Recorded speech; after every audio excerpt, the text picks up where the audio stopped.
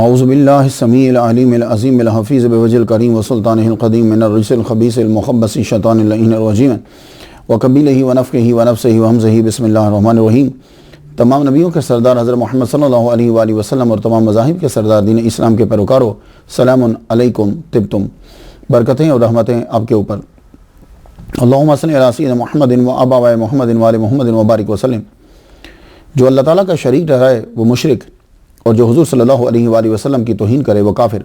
شیطان پہلا عابد اور توحید پرست تھا جس نے نبی کی توہین کی اور صرف یہی کہا کہ میں اس سے بہتر ہوں، تو اللہ تعالیٰ نے قیامت تک کے لیے اس کو لعنتی قرار دیا اور وہ کافر ہوا۔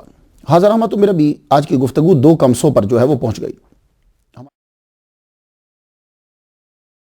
ہمارے رب کا اب ہم سب پر کرم۔ گفتگو شروع کرنے سے پہلے عظیم سند کے ساتھ عظیم میسج سن لیجئے۔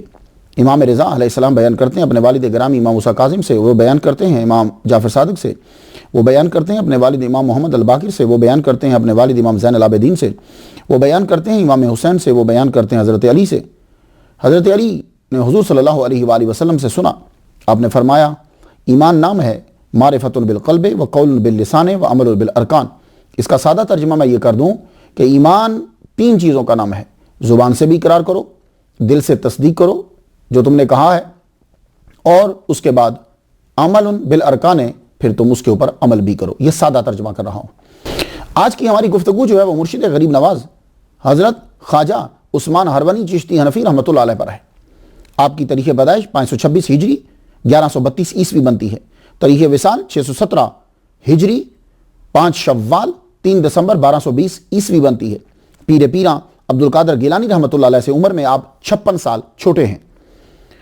آج 2016 میں جب میں آج کہتا ہوں تو اسے مراد وہ جو سال گزر رہا ہوتا ہے وہ ہے۔ آج 2016 میں دنیا سے گئے ہوئے آپ کو 796 سال ہو چکے ہیں، اور آپ کا مزار مبارک مکہ المکرمہ میں شریف مکہ شریف حسین کے محل کے اندر۔ آئیے نام سے برکت حاصل کرتے ہیں۔ مرشد غریب نواز حضرت عثمان ہرونی چشتی رحمۃ اللہ علیہ۔ مرشد غریب نواز آپ ہند الولی خواجہ معین الدین اجمیری چشتی رحمۃ اللہ علیہ کہ پیر و مرشد کی حیثیت سے انڈو پاک میں زیادہ تر جانے جاتے ہیں، کیونکہ انڈو پاک میں جو شہرت ہوئی وہ خواجہ معین الدین اجمیری چشتی رحمۃ اللہ علیہ کی ہوئی۔ ان کے حوالے سے آپ کے پیر و مرشد سے ہم متعارف ہوئے۔ خواجہ یہ فارسی زبان کا لفظ ہے۔ واو جو ہے وہ لکھنے میں تو آتی ہے لیکن پڑھنے میں نہیں آتی۔ اس کو آپ خواجہ نہیں پڑھیں گے، اسے آپ خواجہ پڑھیں گے، اور جمع آتی ہے خواجگان، خواجگان نہیں خواجگان۔ تو خواجہ کا معنی ہوتا ہے سردار، شروع میں جو تھا خواجہ کا معنی سردار، خواجہ کا معنی آقا۔ یہی وجہ ہے کہ توران کے اندر جو سید ہوتے تھے سردار، انہیں لوگ اپنا آقا تسلیم کرتے، تو توران کے اندر جو آل رسول ہے اسے خواجہ کا ٹائٹل دے دیا گیا۔ یہی وجہ ہے کہ آپ دیکھتے ہیں خواجہ عثمان ہرونی رحمۃ اللہ علیہ، آپ بھی آل علی ہیں۔ خواجہ معین الدین اجمیری، خواجہ نظام الدین اولیاء، خواجہ قطب الدین، یہ بھی سید ہیں۔ تو پھر بعد میں جب یہ انڈیا میں آیا یہ خواجہ، تو یہ بڑے لوگوں کے لیے بھی استعمال ہونے لگ گیا۔ عثمان کا معنی سرخاب کا بچہ یا ازدہے کا بچہ۔ ہو سکتا ہے کہ یہ لفظ بعد میں اس معنی میں بھی استعمال ہونے لگ گیا ہو، لیکن ہم لوگ جو مسلمان ہیں ہم نام رکھتے ہیں جب عثمان، تو ہماری نظر حضرت عثمان غنی رضی اللہ تعالیٰ عنہ پر ہوتی ہے۔ ہارون کا رہنے والا خواجہ نور محمد فرمایا کرتے تھے کہ واو پر زبر ہے، کیونکہ آپ کی جائے پیدائش جو ہے یہ ہارون ہے۔ یہ جگہ نیشا پور کے مضافات میں تھی، اس لیے را پر پیش اور واو ساکن پڑھنا یہ بڑا غلطی ہے، جیسے ہم اکثر پڑھتے ہیں ہارونی، ہارونی پڑھتے ہیں، لیکن اب چونکہ بہت زیادہ استعمال ہو گیا ہے تو ہم اس کو اب غلط نہیں کہیں گے۔ جب کوئی کہے گا خواجہ عثمان ہارونی تو ہم یہ نہیں کہیں گے مولوی صاحب آپ غلط کہہ رہے ہو، نہیں، کیوں؟ معاشرے میں اڈاپٹ کر لیا گیا ہے تو فوراً سمجھ میں آ جاتی ہے۔ حنفی، یہ میں حنفی آپ کے نام کے ساتھ کیوں بول رہا ہوں؟ وجہ یہ ہے کہ آپ فقہ کے اندر امام اعظم نعمان بن ثابت کو رحمت اللہ علیہ آپ ان کو جو ہیں فالو کرتے ہیں۔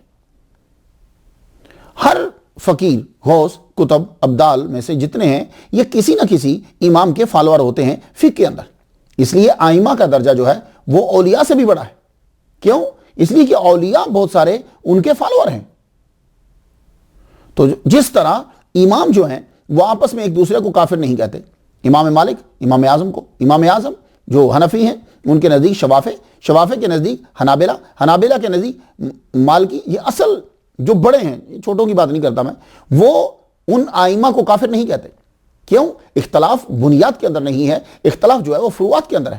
اسی طرح اولیاء کرام، صوفیاء کرام جو ہیں وہ بھی ایک دوسرے کو کافر نہیں کہتے، یعنی آپس میں کسی کو کافر نہیں کہیں گے۔ جیسے سہروردی کے نزدیک نقشبندی کے نزدیک قادری کے نزدیک چشتی۔ لیکن یہ جو کہنا کہ انہوں نے کبھی کسی کو کافر نہیں کہا، یہ سراسر غلط ہے۔ عبد القادر گیلانی رحمۃ اللہ علیہ، ان کی کتاب اگر آپ پڑھیں، چونکہ وہ فالوور ہیں فقہ کے اندر امام احمد بن حنبل کے، تو آپ کی کتاب غنیۃ الطالبین جو یہ میں پڑھ رہا تھا، تو نماز کے باب کے اندر آپ نے تحریر فرمایا ہے کہ من ترک الصلاۃ متعمدا فقد کفر، جو آدمی نماز چھوڑ دیتا ہے تو آپ فرماتے ہیں کہ وہ کافر ہوا۔ تو نماز دانستہ طور پر چھوڑ دینے والا، کہ جب کہ اس کو بلایا جائے اور وہ آئے نہ، نماز کو جانتا ہے کہ فرض ہے، آئے نہ اور وقت تنگ ہو جائے، تو عبد القادر گیلانی رحمۃ اللہ فرماتے ہیں کہ وہ کافر ہوا۔ یہ غنیۃ الطالبین کے اندر ہر ولی کسی نہ کسی امام کا فالوور ہے۔ تو یہ چشتی جو ہیں یہ حنفی زیادہ تر۔ ایک مرتبہ آپ نے امام اعظم نعمان بن ثابت رحمۃ اللہ علیہ ان کی شان بیان کرتے ہوئے فرمانے لگے۔ شان کیا بیان کی؟ کہتے ہیں کہ امام اعظم حج کرنے کے لیے گئے، آپ جب وہاں پہنچے تو آپ کو موقع مل گیا کہ خانہ کعبہ کے اندر نماز پڑھ لیں، بڑی سعادت ہے۔ آپ جب اندر گئے، نماز آپ پڑھنے لگے، ایک ٹانگ پر کھڑے ہو کر، کیا مطلب؟ یعنی ایک پاؤں کے اوپر دوسرا پاؤں رکھ دیا، آپ نے نفل کی نیت باندھ لی، ایک رکعت میں آدھا قرآن پڑھ دیا، سجدے میں گئے، 2 سجدے ادا کیے، پھر کھڑے ہوئے، آدھا قرآن پھر اسی طرح پڑھ دیا، اللہ اکبر جل شانہ۔ 2 نفل ادا کرنے کے بعد پورا قرآن جب پڑھ لیا تو پھر اللہ تعالیٰ کی بارگاہ میں عرض کرتے ہیں کہ اے اللہ تعالیٰ، میں تیری عبادت کا حق ادا نہیں کر سکتا۔ آواز آئی، تیری عاجزی قبول، تجھے اور تیرے سچے پیروکاروں کو بخش دیا۔ خواجہ عثمان ہروانی رحمۃ اللہ علیہ فرماتے ہیں کہ 30 سال تک آپ نے اپنا پہلو زمین پہ نہیں لگایا۔ چشتی، یہ چشتی جو آپ ان کے نام کے ساتھ، یا چشتی کا لفظ جو آپ سنتے ہیں، تو یہ چشتی کی تاریخ ہے کیا؟ تو سن لیجیے آج۔ چشتی کا معنی شروع میں یہ تھا چشت کا رہنے والا، سب سے پہلے یہ تھا۔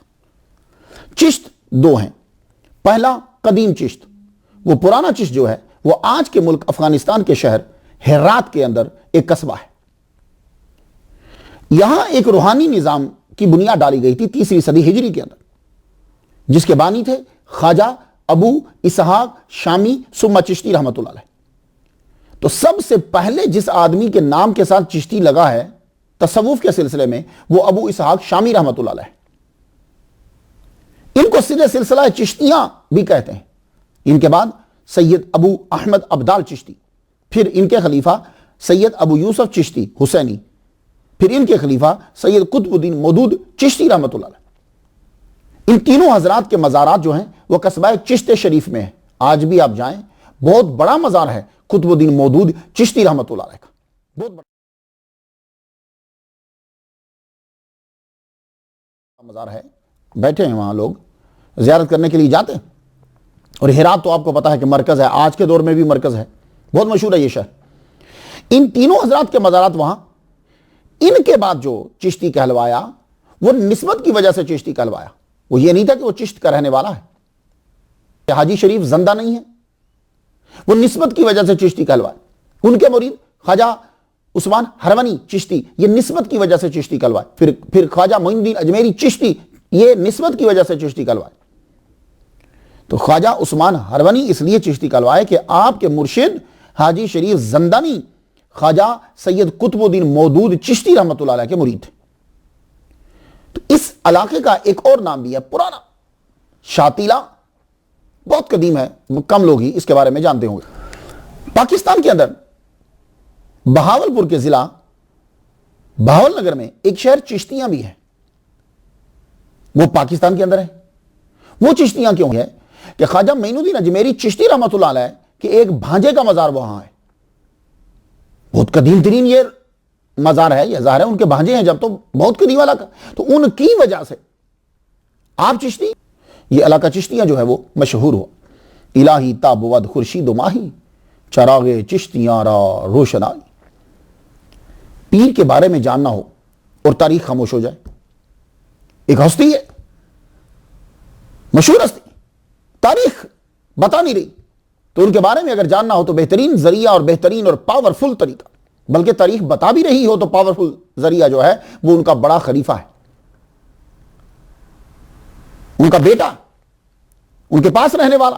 یہ پاورفل ذریعہ ہوتا ہے. ہو سکتا ہے کہ مورخ نے تاریخ لکھی ہو تو وہ بہت دور بیٹھ کر کہیں لکھی ہو. خواجہ معین الدین اجمیری چشتی سجزی، یہ سنجدی لوگ پڑھتے ہیں لیکن یہ کہا گیا کہ یہ سجزی ہے کیونکہ سجستان سے آگے اس کو بنایا گیا ہے. تو جب سجستان سے بنایا جائے تو پھر جیم پہلے آنے چاہیے، باقی جو ہے وہ بعد میں ہوگا. خیر، یہ کچھ ضروری چیزیں نہیں ہوتی، یہ تحقیق ہوتی ہے کتابوں کی، آپ کی نظر کر دی جاتی ہے. تو خواجہ معین الدین اجمیری چشتی سجزی رحمت اللہ علیہ، آپ نے انیس الارواح لکھ کر ہمارے سامنے خواجہ عثمان ہرونی رحمت اللہ علیہ کی زندگی کو واضح کر دیا، آپ کے معمولات کو واضح کر دیا، آپ کی باتوں کو، اور باتیں عکاسی کرتی ہیں انسان کے اندر کی، وہ چیزیں ہم پر واضح کر دی. یہ آپ کا ہم پر بڑا احسان ہوا. تو بھائی یہ جو کتابیں ہوتی ہیں، جیسے کچھ چیزیں ہوتی ہیں کہ وہ اوپن میڈیا کے اندر ہم تک نہیں پہنچتی، جیسے تاریخ ایک اوپن میڈیا ہے، لیکن اس کے علاوہ اگر کچھ چیز پہنچتی، جیسے بھی سوشل میڈیا تھا، سوشل میڈیا نہ ہوتا تو ہمیں کیسے معلوم ہوتا کہ بھائی ممتاز قادری کے جنازہ میں کتنے لوگ تھے. شیخ الاسلام منیب الرحمان صاحب نے یہ کہا کہ 25 لاکھ سے زائد تھے. خادم حسین رضوی صاحب نے کہا کہ 40 لاکھ کے قریب تھے. تو سوشل میڈیا میں جب دیکھا تو باتیں کچھ قریب لگی، بہت مجمع تھا. تو ایک چیز سے جب چھپ جاتی ہے تو چیز دوسری چیز سے واضح ہو جاتی. جب مورخ ہمیں نہیں بتا پایا کہ خواجہ عثمان ہرونی رحمۃ اللہ علیہ کیا ہے، بالکل چھوٹا چھوٹا، میں نے قدیم کتاب بھی نکال لی تو تب بھی چھوٹا سا لکھا ہوا، تو ان سے پھر واضح ہوا. تو ہم پر احسان ہے خواجہ معین الدین اجمیری چشتی رحمۃ اللہ علیہ کا انیس الارواح لکھ کر آپ نے اس عظیم ہستی سے ہمیں متعارف کروا دیا. اب کچھ ابتدائی حالات کہ خواجہ عثمان ہرونی رحمۃ اللہ علیہ 526 ہجری میں پیدا ہوئے. اس وقت غوث پاک عبد القادر گیلانی رحمۃ اللہ کی مبارک 56 سال تھی. آپ کا بغداد میں طوطی بول رہا تھا. عثمان ہرونی چشتی رحمۃ اللہ علیہ موجودہ جو ملک ایران ہے، اس کے صوبہ نیشا پور کے قصبہ ہارون میں آپ نے جنم لیا. آپ کے بچپن کے حالات ہمارے سامنے نہیں ہیں. تو خواجہ عثمان ہرونی رحمۃ اللہ کے بچپن کے واقعات ہم تک ڈیٹیل کے ساتھ نہیں پہنچتے. اب جو ہم آئیڈیا لگاتے ہیں انیس الارواح سے وہی آپ کی نظر کر دیتے ہیں. خواجہ عثمان ہرونی ایک تحقیق کے مطابق آل علی ہیں تو پھر تو مذہبی کرانا ہے، اور آگے جا کر اگر مذہب واضح ہو رہا ہے تو پھر تو یقین ہو گیا کہ مذہبی کرانا ہے. آپ نے قرآن مجید حفظ کیا، کیونکہ اولیاء اور صوفیاء یہ قرآن مجید کی طرف بڑا دھیان دیتے تھے. یہ بات ہے، ایسا کوئی آدمی آپ کو نہیں نظر آئے گا آج کے دور کے اندر کہ جو دعویٰ کرے قرآن کی خدمت کا اور قرآن اتنا پڑھتا ہو جتنا اولیاء پڑھتے تھے. یہ بات سب لوگ، میں دعوے سے کہہ رہا ہوں، بہت بڑے بڑے علامہ ملیں گے آپ کو، اسکالر ملیں گے، جی ہم قرآن کی تبلیغ صرف کرتے ہیں، لیکن قرآن پڑھتے کون تھے؟ آپ چلے جائیے 3 صدی ہجری میں، 4 میں، 5 میں، 6 میں، آپ جا کے دیکھیے اولیاء کرام کو کہ یہ معمولی بات تھی، روٹین تھی ان لوگوں کی، رات کے اندر پورا قرآن مجید پڑھ دینا، اور پھر لوگوں کے سامنے نہیں، تنہائی میں پڑھتے تھے. کیوں؟ سارا علم کا منبع ایک مرتبہ ان کی نظر سے گزر جاتا تھا. تو قرآن مجید پہلے حفظ کرتے. آپ نے بھی پہلے قرآن مجید حفظ کیا. قرآن مجید حفظ کرنے کے بعد اس علم کے منبع کو زبانی یاد کرنے کے بعد آگے علم شریعت کی طرف بڑھے کہ اب جو ہم نے پڑھا ہے یہ اس کی ڈیٹیل کیا ہے، تاکہ یاد کیا ہوا سمجھ میں تو آئے. تو آپ پھر نیشا پور کے علاقے کے اندر ہی آپ نے علم شریعت کو حاصل کیا. علم شریعت جب آپ نے حاصل کر لیا، 20 سال کی عمر تک آپ نے علم شریعت کو پڑھا. اب جو انداز تھا وہاں کا، جس طرح پڑھایا جاتا تھا اور جو کتب پڑھائی جاتی تھی، لیکن ہوتا یہی ہے، علم النحو، علم الصرف، عربی کا ادب، فارسی، یہ چیزیں آپ پڑھتے ہو آگے، تفسیر، یہ کیا ہے، اصول کیا ہے. پڑھنے کے بعد آپ نے اس کے بعد جو ہی آپ یونیورسٹی سے فارغ ہوئے تو آپ کا اٹھنا بیٹھنا زیادہ تر ان لوگوں میں ہوا کہ جو لوگ آج کے دور میں جن کو مجذوب اور کلندر کہا جاتا ہے، اور اس دور میں ان کو چرک کہا جاتا تھا. اور یہ کون لوگ ہوتے تھے؟ یہ لوگ جو ہیں وہ بیٹھ کر باتیں کرتے تھے صرف اللہ اور اس کے رسول کی، دنیا سے ان کا کوئی لگاؤ نہیں ہوتا تھا، یہ بس اگلی جہان کی باتیں کرتے تھے. تو آپ کا یونیورسٹی سے نکلتے ہی، علم شریعت پڑھتے ہی، اس کے بعد جو بیٹھنا اٹھنا ہوا وہ ان لوگوں کے ساتھ ہوا، تو دنیا سے دل اچاٹ ہو گیا. تو اب آپ سوچنے لگے کہ میں کوئی مرشد تلاش کروں کہ جو مجھے اس رستے پہ لائے. اور یہ مرشد بڑا ضروری ہوتا ہے، مرشد بہت ضروری ہوتا ہے. اس مرشد سے مراد میں یہ نہیں لے رہا کہ جو بھی آپ کو ملے وہ لے لے. مرشد تو وہی آپ ڈھونڈو گے نا جس کو پتا ہوگا. آپ جب کسی ملک میں جاتے ہو تو آپ کے لیے گائیڈ بڑا ضروری ہوتا ہے، ورنہ دن ضائع ہو جائیں گے. تو اب یہ نہیں میں کہہ رہا کہ جو تمہیں کہے میں گائیڈ ہوں تو تم اس کو پکڑ لو گے، نہیں، تم تلاش کرو گے کہ کس کو اس کے بارے میں مکمل نالج ہے. میں جب جارڈن میں گیا تو کرک، جہاں سلطان صلاح الدین ایوبی جس قلعے کے اندر رہتے تھے، جہاں ان کے گھوڑے باندھے جاتے تھے، جہاں ان کا قیام تھا، مجھے اس کی سیر کرنا تھی. تو میں نے اسی آدمی کو لیا کہ جو عربی اور انگلش دونوں جانتا ہے. اب اس نے مجھے ایک ایک جگہ بتائی کہ یہاں سلطان صلاح الدین ایوبی بیٹھتے تھے، یہاں ان کے گھوڑے آتے تھے، یہاں اس کی آمد ہوتی تھی. تو ہم گائیڈ کس کو لیتے ہیں؟ جس کو اس کے بارے میں انفارمیشن ہو. تو مرشد کا مطلب مرشد ڈھونڈنا ضروری ہے جس کو تصوف کے بارے میں مکمل انفارمیشن ہو. اب آپ تلاش شروع کر دیا آپ نے، اور یہ اللہ تعالیٰ نے بھی ہمیں حکم دیا ہے، یا ایھا الذین آمنوا اتقوا اللہ وابتغوا الیہ الوسیلہ. اے ایمان والو، اللہ سے ڈرو اور اس کی طرف وسیلہ تلاش کرو. تو جب آپ ایمان لا چکے ہو اور تقوی بھی اختیار کر لیا ہے، اب تمہیں وسیلے کی کیا ضرورت ہے؟ بھئی اب کیوں وسیلہ چاہیے تمہیں؟ اب ذریعہ کیوں چاہیے؟ تو وجہ یہ ہے، ایمان اور نیکی کے باوجود آپ کو ضرورت ہے ایک ایسی ہستی کی کہ جو آپ کو بتائے کہ اس پر استقامت کیسے رکھنا ہے. کیوں؟ اس لیے کہ شیطان جو ہے وہ آپ کو آ کے تنگ تب کرے گا جب آپ مومن ہیں اور متقی ہیں.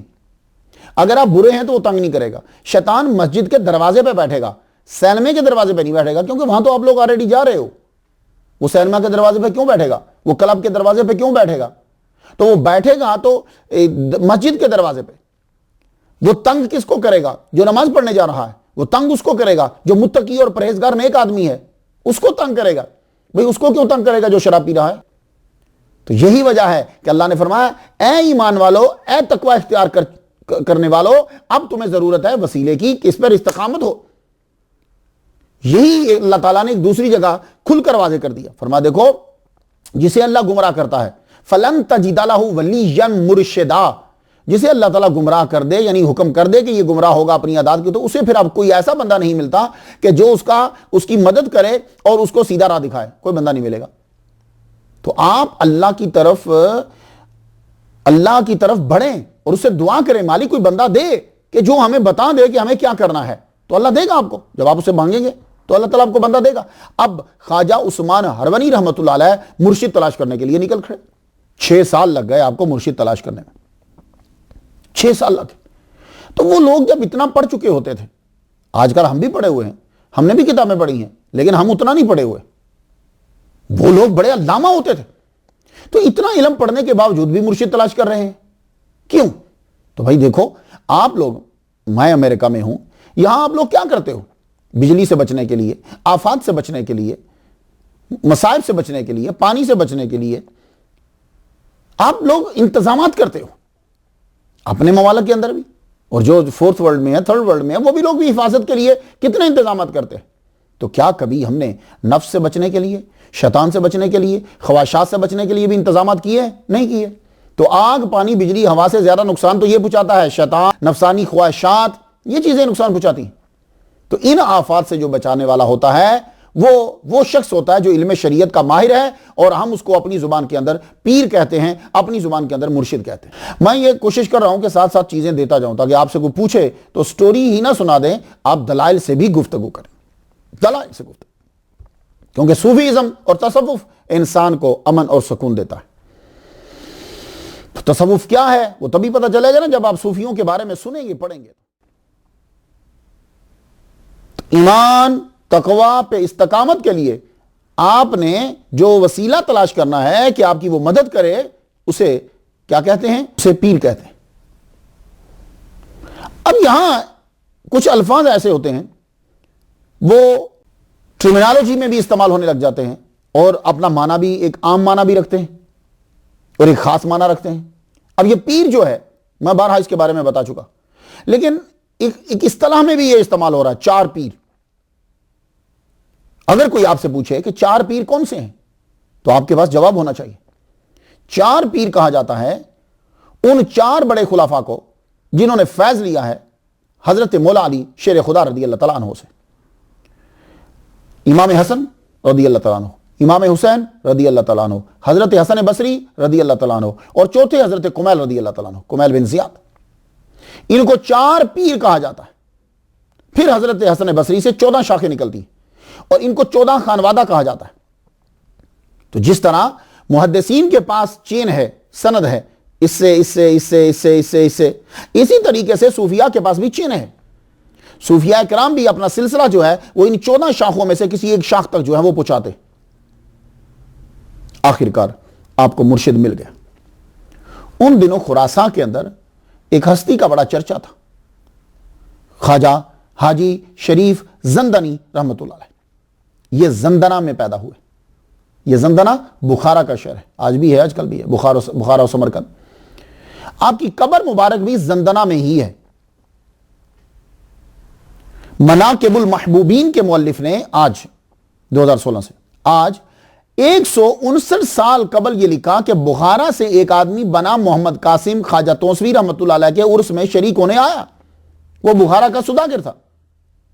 اس نے بتایا کہ بخارا میں خواجہ عثمان ہرونی رحمت اللہ علیہ کے مرشد کی قبر ہے، محلہ ہے زندنا کے اندر، اور اسے اب محلہ زندانیہ کہتے ہیں۔ خواجہ عثمان ہرونی رحمت اللہ علیہ کو آپ کا معلوم ہوا کہ ایک ہستی ہے جس نے 40 سال جنگلوں میں اور ویرانوں میں گزارے ہیں، جس نے اس نفس کو مارا ہے، مجاہدے کیے ہیں۔ تو آپ نے ان کو ڈھونڈ لیا۔ اس وقت آپ کی عمر 26 سال تھی، 552 ہجری کا واقعہ ہے، اور حاجی شریف زندانی رحمت اللہ علیہ کی عمر 60 سال تھی اس وقت۔ اور جب خواجہ عثمان ہرونی رحمت اللہ علیہ حاجی شریف زندانی رحمت اللہ علیہ کے سامنے پہنچے تو آپ ان کے چہرے کو دیکھ کر مسکرا پڑے، کیا لگے آ جاؤ، تمہارا انتظار تھا۔ یعنی ابھی گفتگو بھی نہیں ہوئی، انہوں نے مدعا بیان بھی نہیں کیا، لیکن آپ نے دیکھ لیا، فرمایا کہ ہاں آپ ہی کا انتظار تھا، آؤ آ جاؤ۔ قریب آئے، بیعت فرمایا، بیعت فرما کر کہنے لگے سنو، قیام، سیام اور باقی وقت لا الہ الا اللہ، یہ تمہارا کام ہے، جاؤ شروع ہو جاؤ۔ تو آپ رات کو قیام کرتے، دن کو سیام، روزہ رکھتے، رات کو اللہ کی عبادت میں کھڑے ہو جاتے، جو باقی وقت بچتا لا الہ الا اللہ محمد رسول اللہ، لا الہ الا اللہ محمد رسول اللہ، لا الہ الا اللہ محمد رسول اللہ۔ ہم اگر عام لوگوں کو یہ بتائیں کہ جاؤ جا کے کلمہ پڑھا کرو تو ایک دم سے ان کا جسم جو ہے وہ ڈھیلا ہو جاتا ہے۔ کیوں؟ وہ سمجھتے ہیں کہ لا الہ الا اللہ ایک عام چیز ہے۔ یہ بات یاد رکھیے، آپ کے تمام وظائف سے بڑھ کر لا الہ الا اللہ ہے۔ کیوں؟ اس لیے کہ دنیا کے سچے ترین انسان حضرت محمد صلی اللہ علیہ وآلہ وسلم نے کہا افضل الذکر لا الہ الا اللہ، تمام اذکار میں سے سب سے افضل جو ہے وہ لا الہ الا اللہ ہے۔ تو لا الہ الا اللہ کو معمولی نہ سمجھے۔ میرے مرشد جو کلندر بھی اور خالصتاً غوث پاک کی اولاد سے، جن کا میں واحد خلیفہ پاکستان کے اندر، آپ نے مجھے خلافت دی، میرے مرشد سید رضا شاہ گیلانی رحمت اللہ علیہ، آپ ٹاول کے اوپر پوری زندگی آپ نے لا الہ الا اللہ، لا الہ الا اللہ، لا الہ الا، پھر ٹاول لا الہ الا اللہ، لا الہ یوں پڑھا کرتے تھے جیسے سائنکامہ والے کانوں کے اوپر لا الہ الا اللہ، لا الہ الا اللہ پڑھا، وہ کانے ادھر کرتے تھے ادھر، وہ اصل میں لا الہ الا اللہ پڑھ رہے ہوتے تھے۔ تو لا الہ الا اللہ کا وظیفہ عطا کیا، 3 سال گزر گئے اسی وظیفے میں، سیام، قیام اور لا الہ الا اللہ۔ 3 سال جب گزر گئے، آپ کی عمر 29 سال ہوئی، تو 555 ہجری میں ظہر کے وقت بلا کر آپ نے خلافت عطا فرما دی۔ فرمانے لگے یہ خلافت کا بوجھ تمہارے سر پہ۔ اس کے بعد خلافت کے بعد بھی بہت عرصہ آپ اپنے مرشد کے ساتھ رہے، تقریباً 10 سال کا ٹوٹل عرصہ بنتا ہے جو خواجہ عثمان ہرونی رحمت اللہ علیہ نے اپنے مرشد حاجی شریف زندانی رحمت اللہ علیہ کے ساتھ گزارا۔ اللہ اکبر جل شان۔ اسی دوران آپ نے تصوف کی تعلیم لی بھی اور تعمیل کی بھی۔ تعلیم دی، تعمیل کی، تکمیل کی۔ ایک دفعہ ایک واقعہ بتاتا ہوں آپ کو۔ بعض اوقات ایسا ہوتا ہے کہ آدمی کے سامنے ایسے کھانے آ جاتے ہیں کہ کوئی کھانا اسے بہت اچھا لگتا ہے، وہ دل کرتا ہے چلو تھوڑا سا زائد کھا لو۔ آپ نے ایک دن معمول سے کچھ تھوڑی سی خوراک زائد کھا لی، تو جب آپ روٹی زیادہ کھاتے ہیں خوراک تو پانی بھی پینا پڑتا ہے، وہ بخارات اٹھتے ہیں تو آدمی جو ہے نا وہ اسے نیند آ جاتی، غنودگی آ جاتی، غنودگی آتی۔ آپ کا جسم تھوڑا سا سست ہوا، آپ نے کہا چلو میں تھوڑا سا لیٹ لوں، اس کے بعد اٹھ کے نماز پڑھتا ہوں، لیکن نیند آپ پر فل طاری ہو گئی، نماز چلی گئی۔ اس کے بعد آپ نے اپنے سے عہد کر لیا اور بڑا پختہ کہ آج کے بعد قوت لا یموت، اتنا کھانا جتنا تیری زندگی کی سانس جو ہے وہ چلتی رہے۔ اللہ اکبر جل شانہ۔ تو چند لقمے اور چند گھونٹ، اور یہ فارمولہ آپ نے آخری سانس تک رہا آپ کے ساتھ۔ آپ نے اپنے مرشد کے ساتھ بھی اسفار کیے، حج کیا، بہت سے بزرگوں سے ملاقات کی، مرشد کی اجازت سے پھر آپ خود تبلیغ کے لیے نکل کھڑے ہوئے۔ بخارا، بغداد، فلوجہ، دمشق، مکہ، مدینہ، سمرقند، بہت سی جگہوں پہ آپ گئے۔ سمرقند میں آپ کی ملاقات شیخ عبد الواحد سمرقندی سے ہوئی۔ انہوں نے خواجہ عثمان ہرونی رحمۃ اللہ علیہ کو ایک بات بتائی، وہ بات سب لوگ سن لیجیے۔ آپ نے فرمایا، عثمان سے کہنے لگے، سن، دن کی نمازوں میں انہی لوگوں کو مزہ آتا ہے جو رات کو تہجد پڑھتے ہیں اور نفل کے اندر وقت گزارتے ہیں۔ اس کا آپ تجربہ کر لیجیے، انہی کو دن کی نمازوں میں مزہ آتا ہے۔ خواجہ عثمان ہرونی رحمۃ اللہ علیہ خانہ کعبہ کی زیارت کے لیے نکل کھڑے۔ پرانے ادوار کے اندر جب یہ پاسپورٹ کا سلسلہ نہیں ہے، جب ایسی کوئی اتنی آبادی نہیں ہوتی تھی، تو خانہ کعبہ کے اندر اولیاء کرام، صوفیاء کرام جو ہیں وہ وہاں جا کر مجاوری ضرور کرتے تھے، وہاں بیٹھتے تھے۔ کیوں؟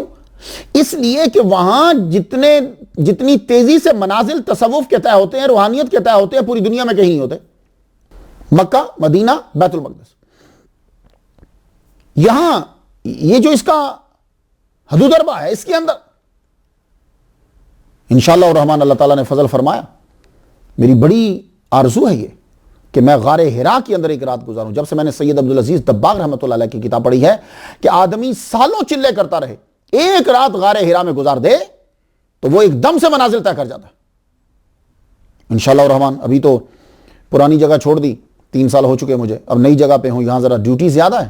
جب اللہ تعالیٰ مجھے اپنا مرکز دے گا، اپنی جگہ دے گا، تو پھر یہ بندہ آزادی سے نکل سکتا ہے۔ دوسرے ممالک کے اندر بھی تقریریں بھی بند کی ہوئی، تو انشاءاللہ الرحمن رات گزاریں گے وہاں، تو منازل جو ہیں وہ پھر طے ہوتے ہیں بڑی تیزی کے ساتھ۔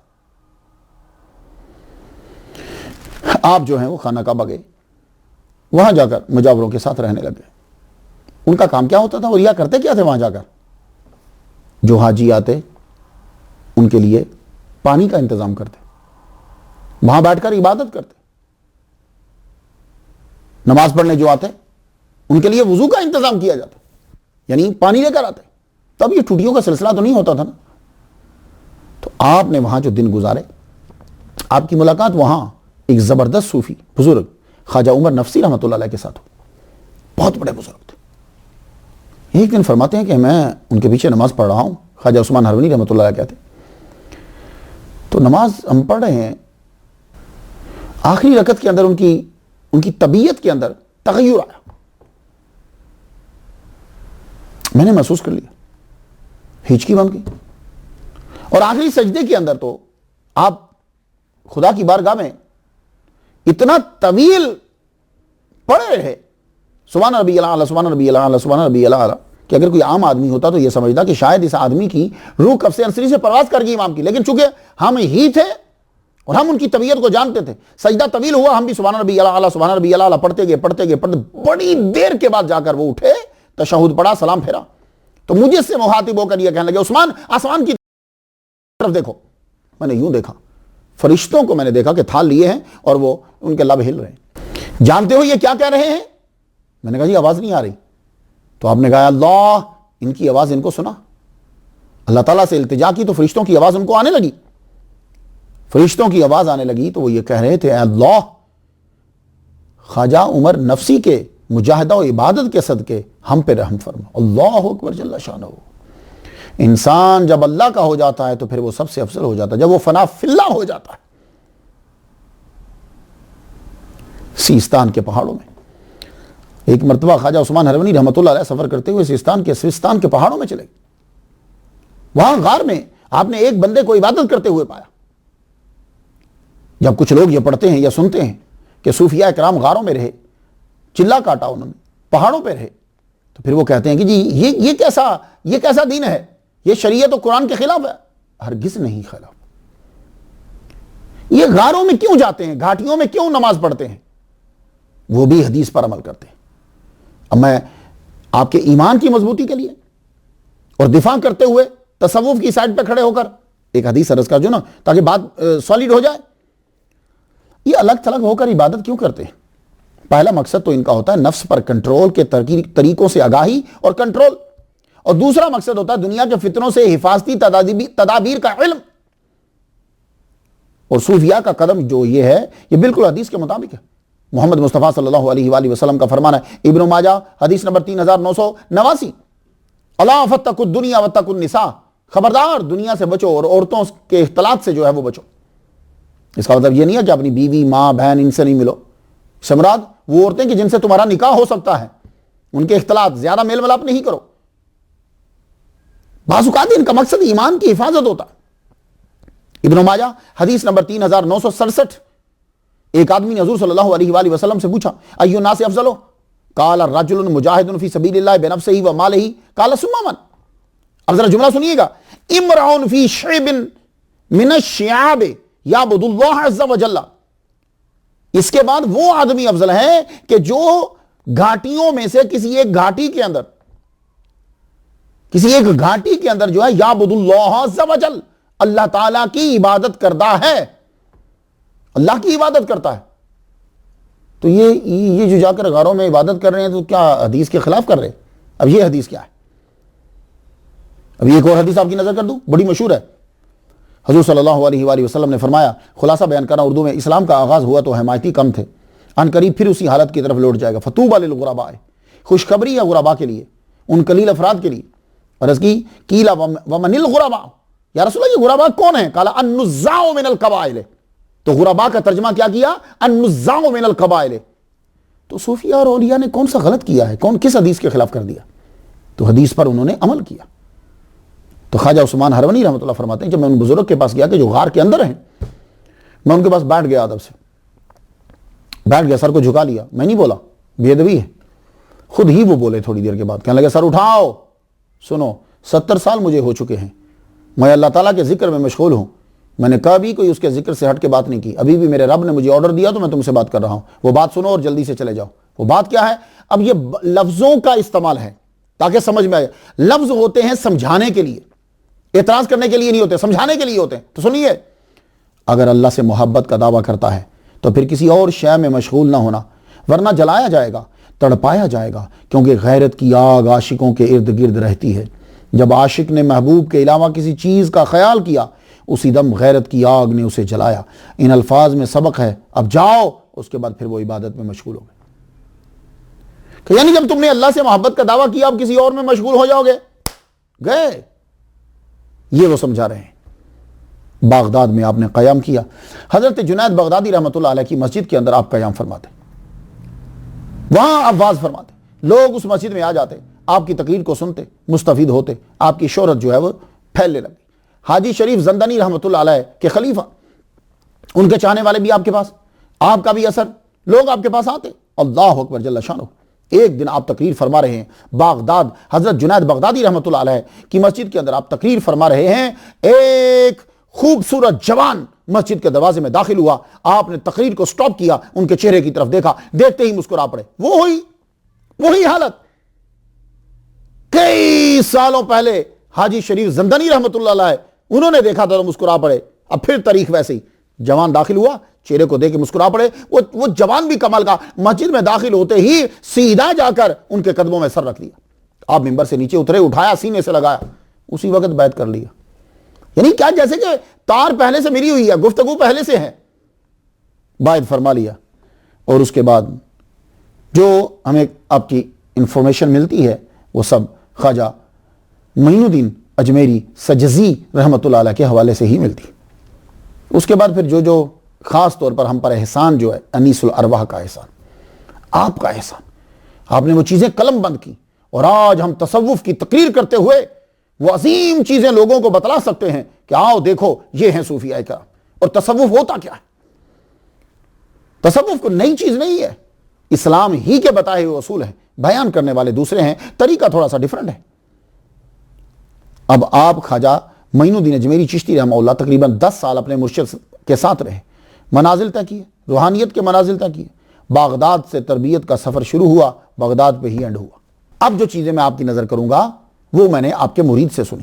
کیا مطلب؟ یعنی انیس الارواح سے میں نے اکٹھی کر کے آپ کی نظر کر دی. آپ ذرا غور سے سن لیجیے. خواجہ عثمان ہرونی رحمۃ اللہ علیہ نے اپنے مرید سے یہ کہا، یہ ایک بڑا لمبا سفر ہے جو میں نے سارا اس پہ لے آیا. یہ نہیں ہے کہ مرید ہوتے ہی کہہ دیا، بڑا 10 سال پھرنے کے بعد آخر اینڈ دیکھو ہمیں حکم ہوا ہے کہ ہم اعتکاف کریں. کیا مطلب؟ یعنی چلہ ہمیں کرنا ہے. یہ چلہ جو ہے نا، یہ ضروری نہیں کہ 40 دن ہی ہو، وہ سال کو بھی چلہ ہی بولتے، 2 سال کو بھی چلہ ہی بولتے، کیونکہ ایک خاص کام ایک خاص جگہ پہ جو کرنا ہوتا لوگ اب اس کو چلہ بول دیتے، حالانکہ چلہ مینز 40 ہوتا ہے. آپ نے کہا ہمیں یہاں رکنا ہے، اب جب آرڈر آئے گا ہم یہاں سے نکلیں گے، لیکن تم چاشت کے وقت آیا کرو گے، چاشت کے وقت آ کر جس چیز کی ہمیں ضرورت ہے وہ تم دیا کرو. تو خواجہ معین الدین میری چشتی رحمۃ اللہ علیہ نے 10 سال معلوم ہے آپ نے پیر کی خدمت کیا کی تھی. اتنا بڑا علامہ سید زادہ آل رسول، آپ کیا کرتے تھے؟ وضو کے پانی کا انتظام کرتے تھے اور رات کے کپڑے جو سونے کے لیے ہوتے ہیں وہ تیار کر کے آپ دیتے تھے. اور اس کے علاوہ جو چیزیں ہوتی تھی آپ کی، یہ چیزوں کا انتظام ان کا پرسنل جو وہ آپ کے ذمہ ہوتا تھا. ان میں سے زیادہ تر یہ کپڑے اور پانی. تو چاش کے وقت تم آ جایا کرو. میں یہ چاہتا ہوں کہ میں کچھ تربیت کے الفاظ جو ہیں، چیزیں جو ہیں وہ تمہیں دے دوں تاکہ میرے بعد اولاد کے لیے، مریدین کے لیے جو ہیں وہ یادگار رہے. آپ نے عرض کی ٹھیک ہے مرشد، میں چاش کے وقت آ جایا کروں گا. اب یہاں ایک بات عرض کرنا چاہتا ہوں. کچھ لوگ یہ اعتراض کرتے ہیں کہ یہ جو پیر غاروں میں رہتے ہیں، یہ جو ولی اللہ جو کمرے میں بند ہو جاتے تو یہ نماز جماعت مس کر دیتے. یہ میں حضرت میاں میر رحمۃ اللہ علیہ کی سٹوری میں اس کا جواب ڈیٹیل سے دے چکا ہوں، انہی کے منہ مبارک کا، لیکن پھر دہرا دیتا ہوں. بات یہ ہے کہ ولی اور صوفی سے نماز کا چھوڑ دینا تو تصور ہی ناجائز ہے. کیوں؟ ولیوں کے بادشاہ عبد القادر گیلانی رحمۃ اللہ علیہ نے فرما دیا غنیت الطالبین کے اندر نماز کے باب میں کہ جس شخص نے نماز کو دانستہ طور پہ چھوڑ دیا وہ کافر ہوا. ولی تو بڑی دور کی بات ہے، صوفی تو بڑی دور کی بات ہے، وہ مسلمان ہی نہیں ہے. تو یہ تو تصور کر نہیں سکتے. اب صرف ایک اعتراض ہے جو اعتراض کرنے والے کرتے ہیں جماعت، تو اس کا جواب دیا کہ جب یہ کسی چلے میں ہوتے ہیں، کسی جگہ ہوتے ہیں، تو تب بھی نماز اکیلے نہیں پڑھتے. یا تو ان کا کوئی نہ کوئی ساتھ ہوتا ہے خلیفہ، یا رجال الغیب جو ہیں وہ ان کے ساتھ نماز ادا کرتے ہیں. تو اس لیے یہ جماعت کا مسئلہ بھی وہ لوگ حل کرتے ہیں. یہ بات یاد رکھیے. خواجہ عثمان ہرونی رحمۃ اللہ علیہ اب ان کو فرما دیا کہ تم چاش کے وقت آیا کرو، تو آپ آ جاتے. اب انہوں نے چاش کے وقت ان کو لیکچر دینا شروع کر دیا. آپ اس کو سنتے، کچھ وہیں لکھ لیتے، کچھ واپس گھر آ کر کمرے میں بیٹھ کر آپ خود لکھتے، اس کو ترتیب دیتے. اس کو آپ نے مجلس کا نام دیا، مجلس کا نام دیا. ٹوٹل 28 مجالس ہیں اس کے اندر. اب میں اس کا خلاصہ آپ کی نظر کرنا چاہتا ہوں. خواجہ عثمان ہرونی رحمۃ اللہ علیہ خود بھی نماز کے بڑے پابند تھے، کیونکہ اولیاء صوفیاء وہی کہتے ہیں جو کرتے ہیں. آپ فرماتے من ترک الصلاۃ متعمدا فقد کفر، جس نے جان بوجھ کر نماز چھوڑی اس نے کفر کیا. خواجہ غریب نواز کے مرشد نے فرمایا نماز ظہر سے پہلے 4 رکعت پڑھتا ہے، 70,000 فرشتے جو ہیں وہ اس کے لیے ہدیہ لے کر آتے ہیں. آپ عصر کی سنن کے بڑے پابند تھے. موقدہ اور غیر موقدہ کے چکر میں نہیں پڑھتے اولیاء کرام. وہ صرف یہ دیکھتے ہیں کہ محمد صلی اللہ علیہ وآلہ وسلم نے یہ کیا ہے وہ کرتے ہیں. آپ فرمایا کرتے تھے ہر رکعت کے بدلے جنت میں ایک محل بنتا ہے. اب بتائیے کہ کون حدیث پر عمل کرتا ہے؟ صوفیاء کرام یا ہم لوگ تو اس کو غیر موقدہ کہہ کر چھوڑ دیتے ہیں. یہ چشتیہ سلسلے کا خاصہ ہے. آپ کے مریدین عصر کی سنن کو بھی نہیں چھوڑتے، تو صوفیاء کرام سنن پر زیادہ عمل کرتے ہیں. یہی وجہ ہے کہ قطب الدین بختیار کاکی رحمۃ اللہ علیہ کا مرید سلطان شمس الدین التمش وہ بھی اس عصر کی سنن کا تارک نہیں تھا. صوفیاء کی بات تو بڑی بلند ہے، ان کے معمولات. چشتی جو ہے یہ 24 گھنٹے سماعی نہیں سنتے. جو عبادت یہ ایک دن میں کر دیتے ہیں شاید ہم ایک ماہ میں بھی نہ کرتے ہوں. تو نماز پڑھتے تو کس طرح پڑھتے؟ اب ہم موازنہ کرتے ہیں اپنی نماز کا اور ان کی نماز کا. اس کے لیے خواجہ عثمان ہروانی رحمۃ اللہ علیہ کا ایک واقعہ آپ کی نظر کرنا چاہتا ہوں. آپ فرماتے ہیں کہ میرے مرشد حاجی شریف زندانی رحمۃ اللہ علیہ نے بیان کیا کہ میرے مرشد خواجہ سید قطب الدین مودود چشتی رحمۃ اللہ علیہ نفل پڑھنا شروع کیا، میں ساتھی تھا. اللہ اکبر اللہ اکبر اللہ اکبر اللہ اکبر اللہ کو 100 مرتبہ سے زائد بار آپ نے اللہ اکبر کہہ دیا، مگر یہ ہے کہ نماز شروع ہی نہیں کرتے. پھر آپ نے اللہ اکبر کہہ کر ہاتھ باندھ لیے، تکبیر تحریمہ. جب آپ 2 نفل پڑھ چکے تو میں نے عرض کی حضور بے ادبی نہ ہو، گستاخی معاف، اتنی دیر اللہ اکبر کہتے رہے، نماز شروع کیوں نہ کی؟ تو جواب ملاحظہ کیجیے، فرمانے لگے شریف حضوری نہیں ہو رہی تھی، جب حضوری ہوئی تو نماز شروع کر دی. اس نماز کا فائدہ جس میں نہ ہو مشاہدہ، اس نماز کا فائدہ جس میں نہ ہو مشاہدہ، تو پھر تو ایسی ہے جیسے کوئی ایکسرسائز کی جا رہی ہے. اللہ اکبر جل شانہ. صوفیاء کرام اللہ اکبر کہنے کے بعد دنیا سے خارج ہو جاتے، روحانیت میں داخل ہو جاتے. اور ہمارا یہ حال ہے کہ جو ہم لوگ صوفیاء پہ اعتراض کرتے ہیں، ہم اللہ اکبر کہنے کے بعد دنیا کے اندر اور گھس جاتے. غلامی کا خاتمہ. تو غلامی کا خاتمہ ذرا سن لیجئے کہ صوفیاء کرام کس طرح کر رہے ہیں. خواجہ عثمان ہروانی رحمۃ اللہ علیہ آپ نے اس نچلے طبقے کی طرف بڑی توجہ دی اور بڑا دھیان دیا. آج امریکہ کے اندر ابراہم لنکن کا نام لیا جاتا ہے، جی اس نے غلامی کو ختم کر دیا. ٹھیک ہے، ہم انکار کسی کا نہیں کرتے، لیکن سب کو بیان کرو نا. خواجہ عثمان ہروانی رحمۃ اللہ علیہ اور چشتیہ سلسلہ کے بانی، انہوں نے خاص توجہ دی غلامیت کو ختم کرنے کے لیے. اب ذرا خواجہ عثمان ہروانی رحمۃ اللہ علیہ کی منہ مبارک سے سن لیجیے باتیں. یہ ہیں اصل کرامتیں، یہ اصل چیزیں ہیں. آپ نے غلاموں کی آزادی کی طرف زیادہ توجہ دی. ایک واز میں جو آپ پبلک میں فرما رہے تھے، فرمانے لگے کہ غلاموں کو آزاد کیا کرو. ایک مرتبہ حضور صلی اللہ علیہ وآلہ وسلم ترغیب دے رہے تھے تو آپ نے فرمایا غلاموں کو آزاد کرنا بڑا ثواب ہے. تو ابو بکر صدیق رضی اللہ تعالیٰ عنہ خلیفہ اول میرے نبی کے سسر فادر ان لا کھڑے ہوئے، یا رسول اللہ میرے پاس 40 ہیں، میں 20 آزاد کرتا ہوں. حضرت عمر رضی اللہ تعالیٰ عنہ یہ بھی میرے نبی کے سسر ہیں. آپ کھڑے ہوئے، عرض کی یا رسول اللہ میرے پاس 30 ہیں، میں 15 آزاد کرتا ہوں. حضرت عثمان غنی رضی اللہ تعالیٰ عنہ میرے نبی کے داماد ہیں، کھڑے ہوئے، عرض کی میں 100 غلام اللہ کے نام پہ آزاد کرتا ہوں. مولا علی شیر خدا رضی اللہ تعالیٰ عنہ، بھائی آپ کی مالی حالت بڑی پتلی ہے، تو کھڑے ہوئے، یا رسول اللہ میرے پاس تو کچھ بھی نہیں ہے، لیکن میرے پاس ہوتا تو میں بہت کچھ دیتا. آپ کی اس نیت کو اور خلوص کو دیکھ کر اللہ تعالیٰ نے محمد مصطفیٰ صلی اللہ علیہ وآلہ وسلم سے فرمایا، اور جبریل یہ میسج لے کر آئے.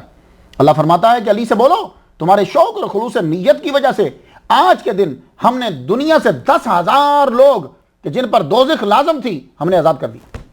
یعنی کیا مطلب؟ ان کو ہم نے ایمان کی توفیق عطا کر دی.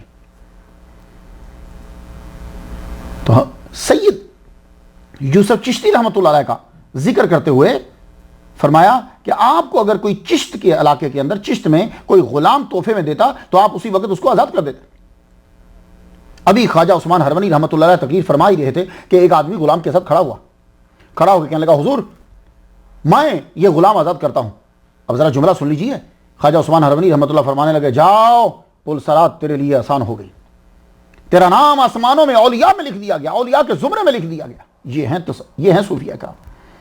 لیکن آپ سوال کر سکتے ہیں آج کے دور کے اندر جو لوگ کینیڈا میں ہیں، اللہ نے دولت دی ہے، انگلینڈ میں ہیں دولت دی ہے، امریکہ میں رہتے ہیں، جی تو آج کل تو غلام ہوتے نہیں ہیں. بجا فرمایا آپ نے.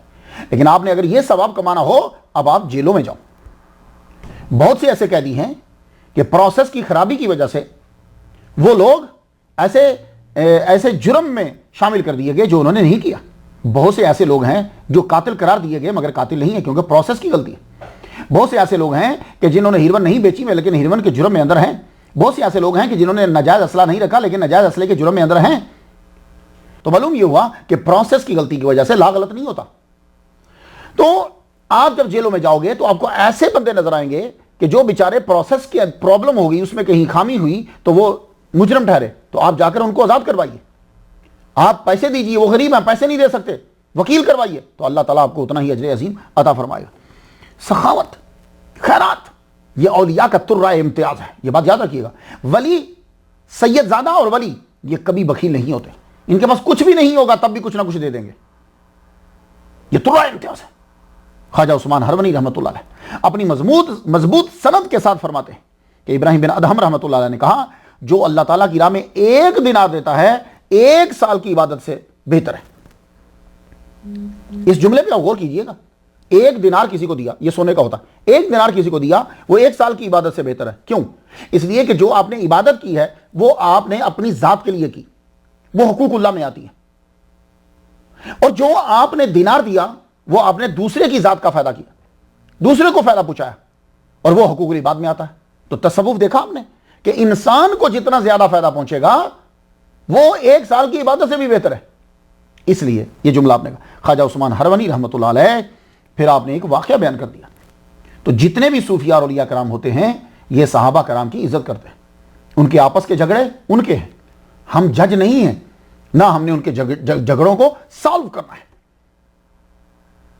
تو اولیاء کرام صحابہ کرام کی عزت کرتے ہیں. خاص طور پر حضرت ابوبکر صدیق رضی اللہ تعالیٰ عنہ اور حضرت عمر رضی اللہ تعالیٰ عنہ کی عزت کرتے ہیں. کیوں؟ دونوں پاس لیٹے ہیں میرے نبی کے، دونوں میرے نبی کے فادر اللہ ہیں. ابوبکر صدیق رضی اللہ تعالیٰ عنہ کا واقعہ بیان کرتے ہوئے کہتے ہیں کہ جس دن حضور صلی اللہ علیہ وآلہ وسلم نے کہا یہ غزوہ تبوک کا واقعہ ہے، جاؤ چندہ دو، لے کر آؤ کچھ، سب اپنے اپنے گھر سے کچھ نہ کچھ لے کر آئے. حضرت عمر رضی اللہ تعالیٰ عنہ آدھا لے آئے، ابوبکر صدیق رضی اللہ تعالیٰ عنہ سارا ہی لے آئے اور سارا سامان باندھ کے لے آئے، ایون کہ اپنے کپڑے بھی. اور آپ نے ٹاٹ کا لباس پہنا اور ببول کے کانٹے ایز اے بٹن لگا دیے. آپ جب آ کر بیٹھے حضور صلی اللہ علیہ وسلم نے آپ کے لباس کو دیکھا، کہا ہے ابوبکر صدیق گھر میں بھی کچھ چھوڑ کر آئے ہو؟ تو آپ کا جواب کمال کا تھا. عرض کرنے لگے یا رسول اللہ میں گھر میں اللہ اور اس کا رسول چھوڑ کر آیا. حالانکہ رسول سامنے بیٹھے ہوئے، لیکن ان کا عقیدہ تھا کہ رسول کی نظر کرم اپنے بندوں پہ ہوتی ہیں، اپنے امتیوں پہ، اپنے مقتدیوں پہ ہوتی ہے. حضور صلی اللہ علیہ وآلہ وسلم گفتگو فرما رہے ہیں، اتنے میں جبریل علیہ السلام تشریف لائے. جبریل علیہ السلام جب حضور کے پاس آتے تھے تو آپ کا جو لباس ہوتا تھا وہ وائٹ کلر کا ہوتا تھا اور دہیا قلبی کی شکل میں زیادہ تر آتے تھے. حدیث جبریل کو سن لیجئے. تو کپڑے پہن کر آتے، فرشتے صحابہ کرام دیکھتے تھے. اس دن آئے تو وائٹ لباس میں نہیں آئے، اسی لباس میں آئے جو لباس حضرت ابوبکر صدیق رضی اللہ تعالیٰ عنہ نے پہنا ہوا تھا. گدڑی اور ببول کے کانٹے جو ہیں وہ ایسے بٹن لگائے ہوئے. اللہ اکبر. حضور صلی اللہ علیہ وسلم نے فرمایا جبریل آج کیسا لباس پہنا؟ کہا یا رسول اللہ ذرا نظر تو اٹھائیے. حضور صلی اللہ علیہ وسلم نے یوں آسمان کی طرف دیکھا تو جتنے فرشتے آپ کی نظر کے سامنے پہنچے سب نے وہی لباس پہنا ہوا جو حضرت ابوبکر صدیق رضی اللہ تعالیٰ عنہ نے پہنا ہوا. اللہ اکبر جل شانہ. تو بھائی دیکھا فرشتے کسے ماڈل بناتے ہیں. ہم نے آج اگر کپڑے پہننے ہوں تو ہم دیکھتے ہیں کہ ایکٹر نے کیا پہنا ہے، فلاں سٹار نے کیا پہنا ہے، لیکن فرشتے یہ دیکھتے ہیں کہ نبی کے چاہنے والوں نے کیا پہنا ہے. تو صوفیاء کرام نے اسی ٹاٹ کو، اسی اون کے لباس کو اپنا لباس بنا لیا. اللہ اکبر جل شان. جبریل علیہ السلام نے سلام دیا. تو خلیفہ اول کا احترام جو ہے یہ فروعی مسئلہ نہیں ہے، یہ بڑا نازک ایک مسئلہ ہے. ہر صوفی نے ان کی تعریف کی. اللہ اکبر جل شانہ. خواجہ عثمان ہرونی رحمۃ اللہ علیہ فرماتے ہیں جنہوں نے مرنے سے پہلے صدقہ دیا، مرنے سے پہلے وہ صدقہ ان کے لیے گنبد بنا دیا جاتا ہے. یہ کیا معنی ہوا گنبد بنا دیا جاتا ہے؟ میں بتاتا ہوں. یہ گنبد ایک دور کے اندر بھی یہ آپ کی کنسٹرکشن کے اندر، عمارات کے اندر یہ شامل ہوا تھا. یہ گنبد جو ہے عمارات کے اندر خوبصورتی کی علامت ہے، خوبصورتی کو بڑھاتا ہے. اس کے اور بھی بڑے فوائد ہوتے ہیں. میں ابھی آپ کے انڈیا کے اندر تو خیر بہت ساری چیزیں ہیں. یہ ڈیلس سے، اب میں ڈیلس میں خطیب ہوں، ہیوسٹن چھوڑ دیا، 3 سال پہلے استعفیٰ دے دیا تھا. ڈیلس سے میں جب ہیوسٹن گیا ابھی تھوڑے 1 ہفتہ پہلے، تو ہیوسٹن میں انٹر ہوتے ہوئے لیفٹ سائڈ پر ایک پلازا نظر آئے گا، بہت بڑا پلازا. اس کے اندر جو عمارات بنائی گئی ہیں ان کے اوپر گنبد ہیں. تو گنبد خوبصورتی کی علامت ہوتی. لاہور میں چلے جائیے تو نیلا گنبد، وہ حالانکہ وہ کالج ہے، میڈیکل کالج ہے. تو گنبد تو آپ جو خیرات دیتا ہے اللہ تعالیٰ کی راہ میں کہ اس کے لیے خوبصورتی، اس کے محلات اور پھر محلات میں خوبصورتی. اللہ اکبر جل شانہ. اپنے مرشد کی مثال دیتے ہوئے خواجہ عثمان ہرونی رحمۃ اللہ علیہ کہنے لگے میرے مرشد کا طریقہ کیا تھا؟ خانقاہ. اور یہ اولیاء کرام اور صوفیاء کرام کی یہ ایک بنیادی چیز ہے، ایک بنیادی چیز ہے. وہ خانقاہ بناتے ہیں. تو خانقاہ کیا ہوتی ہے؟ خانقاہ ہر ایک کے لیے کھلی ہوتی ہے. خانقاہ میں کسی مذہب، کسی رنگ، کسی قوم، اس میں کوئی فرق نہیں ہوتا۔ خانقاہ کے اندر، خانقاہ میں لنگر سب کے لیے عام ہوتا ہے، آؤ کھاؤ سنو، یہ بات ہے۔ تو خانقاہ جو ہے، وہاں خانقاہ میں حاجی شریف زندنی رحمۃ اللہ علیہ جو بھی آتا کھائے بنا نہیں جاتا، کھائے بنا نہیں جاتا، اور اگر کچھ نہ ہوتا اور کوئی آ جاتا تو فرماتے اسے پانی ہی پلا دو، اسے پانی پلا دو، کہیں ایسا نہ ہو کہ آج کا دن جو ہے وہ ہمارا ان لوگوں کے لسٹ میں لکھ دیا جائے جنہوں نے کچھ نہیں دیا، تو دینے والوں میں نام تو ہو، اللہ اکبر جل شانہ۔ تو آپ کی خانقاہ میں دسترخوان سرخ رنگ کا ہوتا تھا، یہ سرخ رنگ کا دسترخوان میں نے اکثر جگہوں پہ دیکھا، تو مجھے ولیوں کے صدقے سے جواب مل گیا۔ وہ کیا؟ خواجہ عثمان ہروری رحمۃ اللہ فرماتے ہیں کہ خواجہ مودود حسن رحمۃ اللہ علیہ سے سنا، جو سرخ دسترخوان پہ روٹی کھاتا ہے اللہ تعالیٰ رحمت کی نظر سے دیکھتا ہے۔ خواجہ عثمان ہروری رحمۃ اللہ علیہ مسجدوں کو صاف کرنے اور مسجد کی روشنی کے بڑے دلدادہ۔ آپ تو خانہ کعبہ میں کتنا عرصہ صفائی کرتے رہے، آپ فرمایا کرتے تھے جو مسجد کو روشن کرتا ہے، جب تک مسجد روشن رہتی ہے فرشتے اس کے لیے بخشش کی دعا کرتے ہیں۔ اور آج کے دور میں تو مساجد میں دیے نہیں ہیں، تو بجلی کا بل دینا، تو بل جائے گا تو دیے جلیں گے، روشنی ہوگی۔ تو جو اس دور میں آئل دینے سے، دیے جلانے سے ہوتا تھا، آج بجلی کا بل دینے سے ہوتا ہے۔ ایک بہت بڑا مسئلہ بڑے فخر سے آج کا میڈیا بیان کرتا ہے، بیان کیجئے، آپ نے جب محنت کی ہے تو بیان کیجئے، لیکن مسلمانوں سے یہ میں کہنا چاہوں گا کہ آپ بھی تو بیان کیجئے، آپ کیوں نہیں بیان کرتے؟ بچوں کو مارنے کا مسئلہ آج کل پوری دنیا کے اندر بہت اٹھایا گیا اس مسئلے کو، وہ لوگ فخریہ بیان کرتے ہیں، لیکن ایک دن خواجہ عثمان ہروری رحمۃ اللہ علیہ آپ نے اس مسئلے کے بارے میں کیا کہا؟ انیس الارواح میں یہ ہے، جو والدین بچوں کو مارتے ہیں، خواجہ عثمان ہروری رحمۃ اللہ علیہ اپنے مرید خواجہ معین الدین اجمیری چشتی سجزی رحمۃ اللہ علیہ سے کہہ رہے ہیں، جو والدین اپنے بچوں کو مارتے ہیں ان کے ذمے گناہ لکھا جاتا ہے۔ امریکہ کے اندر 31 states and the District of Columbia have banned corporal punishment in public school. American Commission on Human Rights نے یہ کہا ہے کہ بچے کو مارنا وائلیشن ہے۔ اب یہ شعور اٹھا کہ بچے کو نہیں مار سکتے، اس کو سمجھانا ہے تو دوسرے طریقے سے سمجھائیے۔ میرے نبی محمد مصطفیٰ صلی اللہ علیہ وآلہ وسلم کے پاس 10 سال بچپن گزارا ہے، بڑاپن نہیں، بچپن گزارا ہے حضرت انس نے، بچپن گزارا ہے۔ کبھی ڈانٹا ہو، کبھی مارنا تو بہت دور ہے، ڈانٹا ہو، ان کا طریقہ کچھ اور تھا بچوں کو سمجھانے کا، اس طریقے پہ ہمیں غور کرنا تھا، بیٹھ کر تحقیق کرنا تھی۔ اب سنیے، پولینڈ دنیا کا سب سے پہلا ملک ہے، 223 سال قبل 1783 میں لا پاس کیا کہ بچے کو مارنا منع ہے۔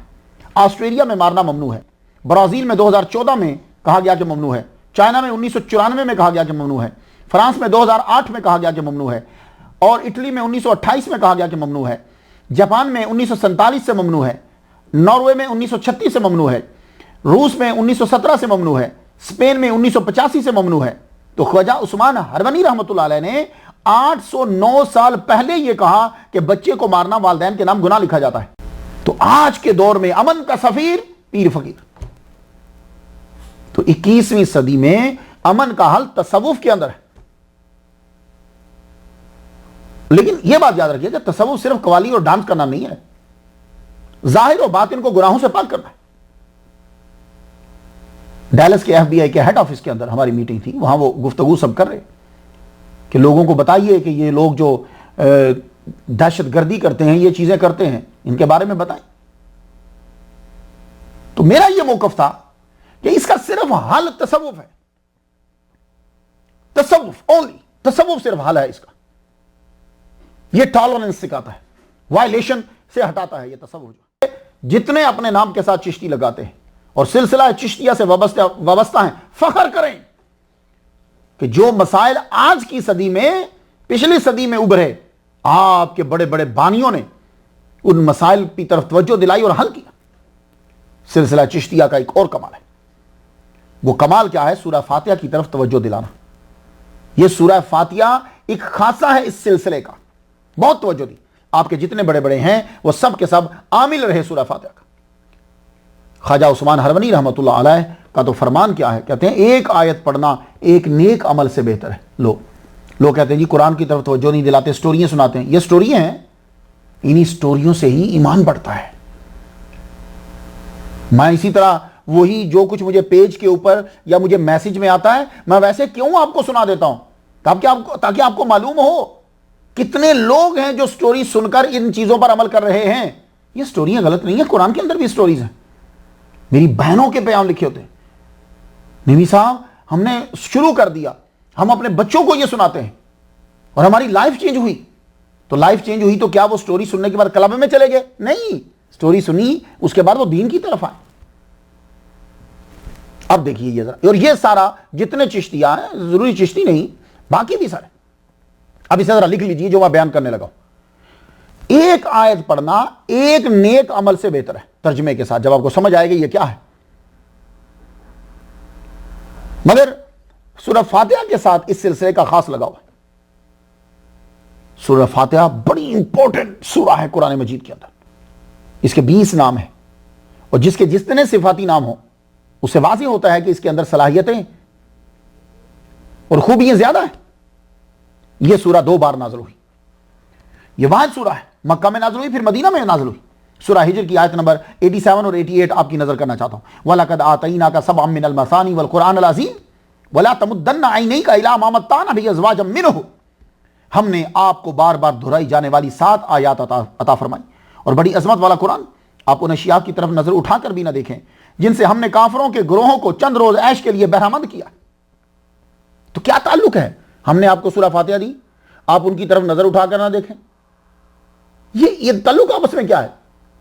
یعنی مطلب یہ ہے کہ جس کے پاس سورہ فاتحہ ہو اس کو امارات, اس کو دولت کی طرف, محلات کی طرف, سونا اور چاندی کی طرف دیکھنے کی کیا ضرورت ہے؟ اس کو تو ہم نے سورہ فاتحہ عطا کر دی ہے. اللہ اکبر جل شانہ.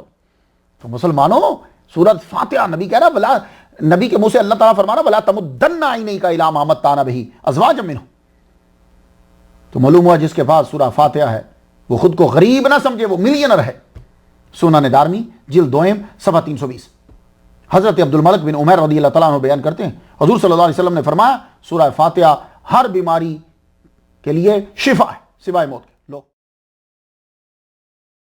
سارا میڈیکل سٹور آپ کے پاس آ گیا, ساری دوائیوں کی کمپنی آپ کے پاس آ گئی اگر سورہ فاتحہ کے آپ عامل بن گئے ہو. لیکن عامل بننا ہے اس کا. تفسیر البیان میں ہے کہ جس وقت یہ سورہ اتری تو 70,000 فرشتے جو ہیں وہ ساتھ آئے. بھائی ساتھ کیوں آئے؟ آدمی جب آپ کے پاس ملنے آتا ہے تو جتنا بڑا آدمی ہوتا ہے اتنے زیادہ آدمی اس کے ساتھ ہوتے ہیں.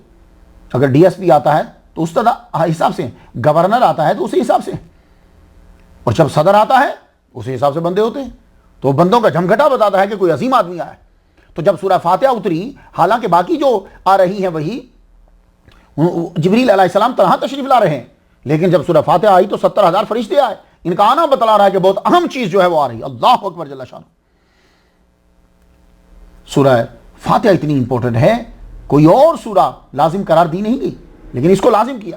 فرض کی پہلی 2 رکعت کے اندر, سنن اور نوافل کی تمام رکعات کے اندر سورہ فاتحہ کا پڑھنا واجب ہے اگر آپ لوگ اکیلے نماز پڑھ رہے ہیں. اور اگر آپ امام کے پیچھے ہیں تو پھر آپ خاموش ہو جائیں. کیوں؟ اس لیے کہ جب بادشاہ کے سامنے حاضر ہوتا ہے گروپ, جماعت, تو پھر ہوتا کیا ہے کہ آداب تو سب بجا لاتے ہیں, لیکن جب بات کرنا ہوتی ہے تو بات ایک ہی کرتا ہے. اگر پورے مجمع کے اندر ہر آدمی بول رہا ہو تو بادشاہ جو ہے وہ عنایت کم کر دے گا, وہ توجہ نہیں دے گا, غصہ کر جاتا ہے کہ سارے کیوں بول رہے ہو. تو بلا تشبیہ جب تم نے کسی کو امام بنا لیا تو اب کیا ہے؟ اللہ فرماتا ہے اذا قرئ القرآن فاستمعوا له وانصتوا لعلکم ترحمون. جب قرآن پڑھا جائے تو غور سے سنو اور خاموش ہو جاؤ تاکہ تم پر رحمت نازل کی جائے. تو امام صاحب جو پڑھ رہے ہیں تم اب غور کرو کہ یہ کیا پڑھ رہے ہیں, ورنہ کیا ہو جائے گا جو امام پڑھ رہا وہ کچھ اور ہے, جو تم پیچھے پڑھ رہے وہ ہو رہا. یہ ضروری تو نہیں کوئی امام کو جو یاد ہے وہ تمہیں بھی یاد ہوگا. تو خاموشی سے سنو. اور باقی رہ گیا کہ جب امام خاموش ہے تو پھر ہم خاموش کیوں رہیں؟ تو امام's recitation, consider his recitation. امام کی قرات تمہاری قرات ہے. ترمذی شریف حدیث نمبر 2800 پہ والذی نفسی بیدہ ما انزلت فی التوراۃ ولا فی الانجیل ولا فی الزبور ولا فی القرآن مثلھا.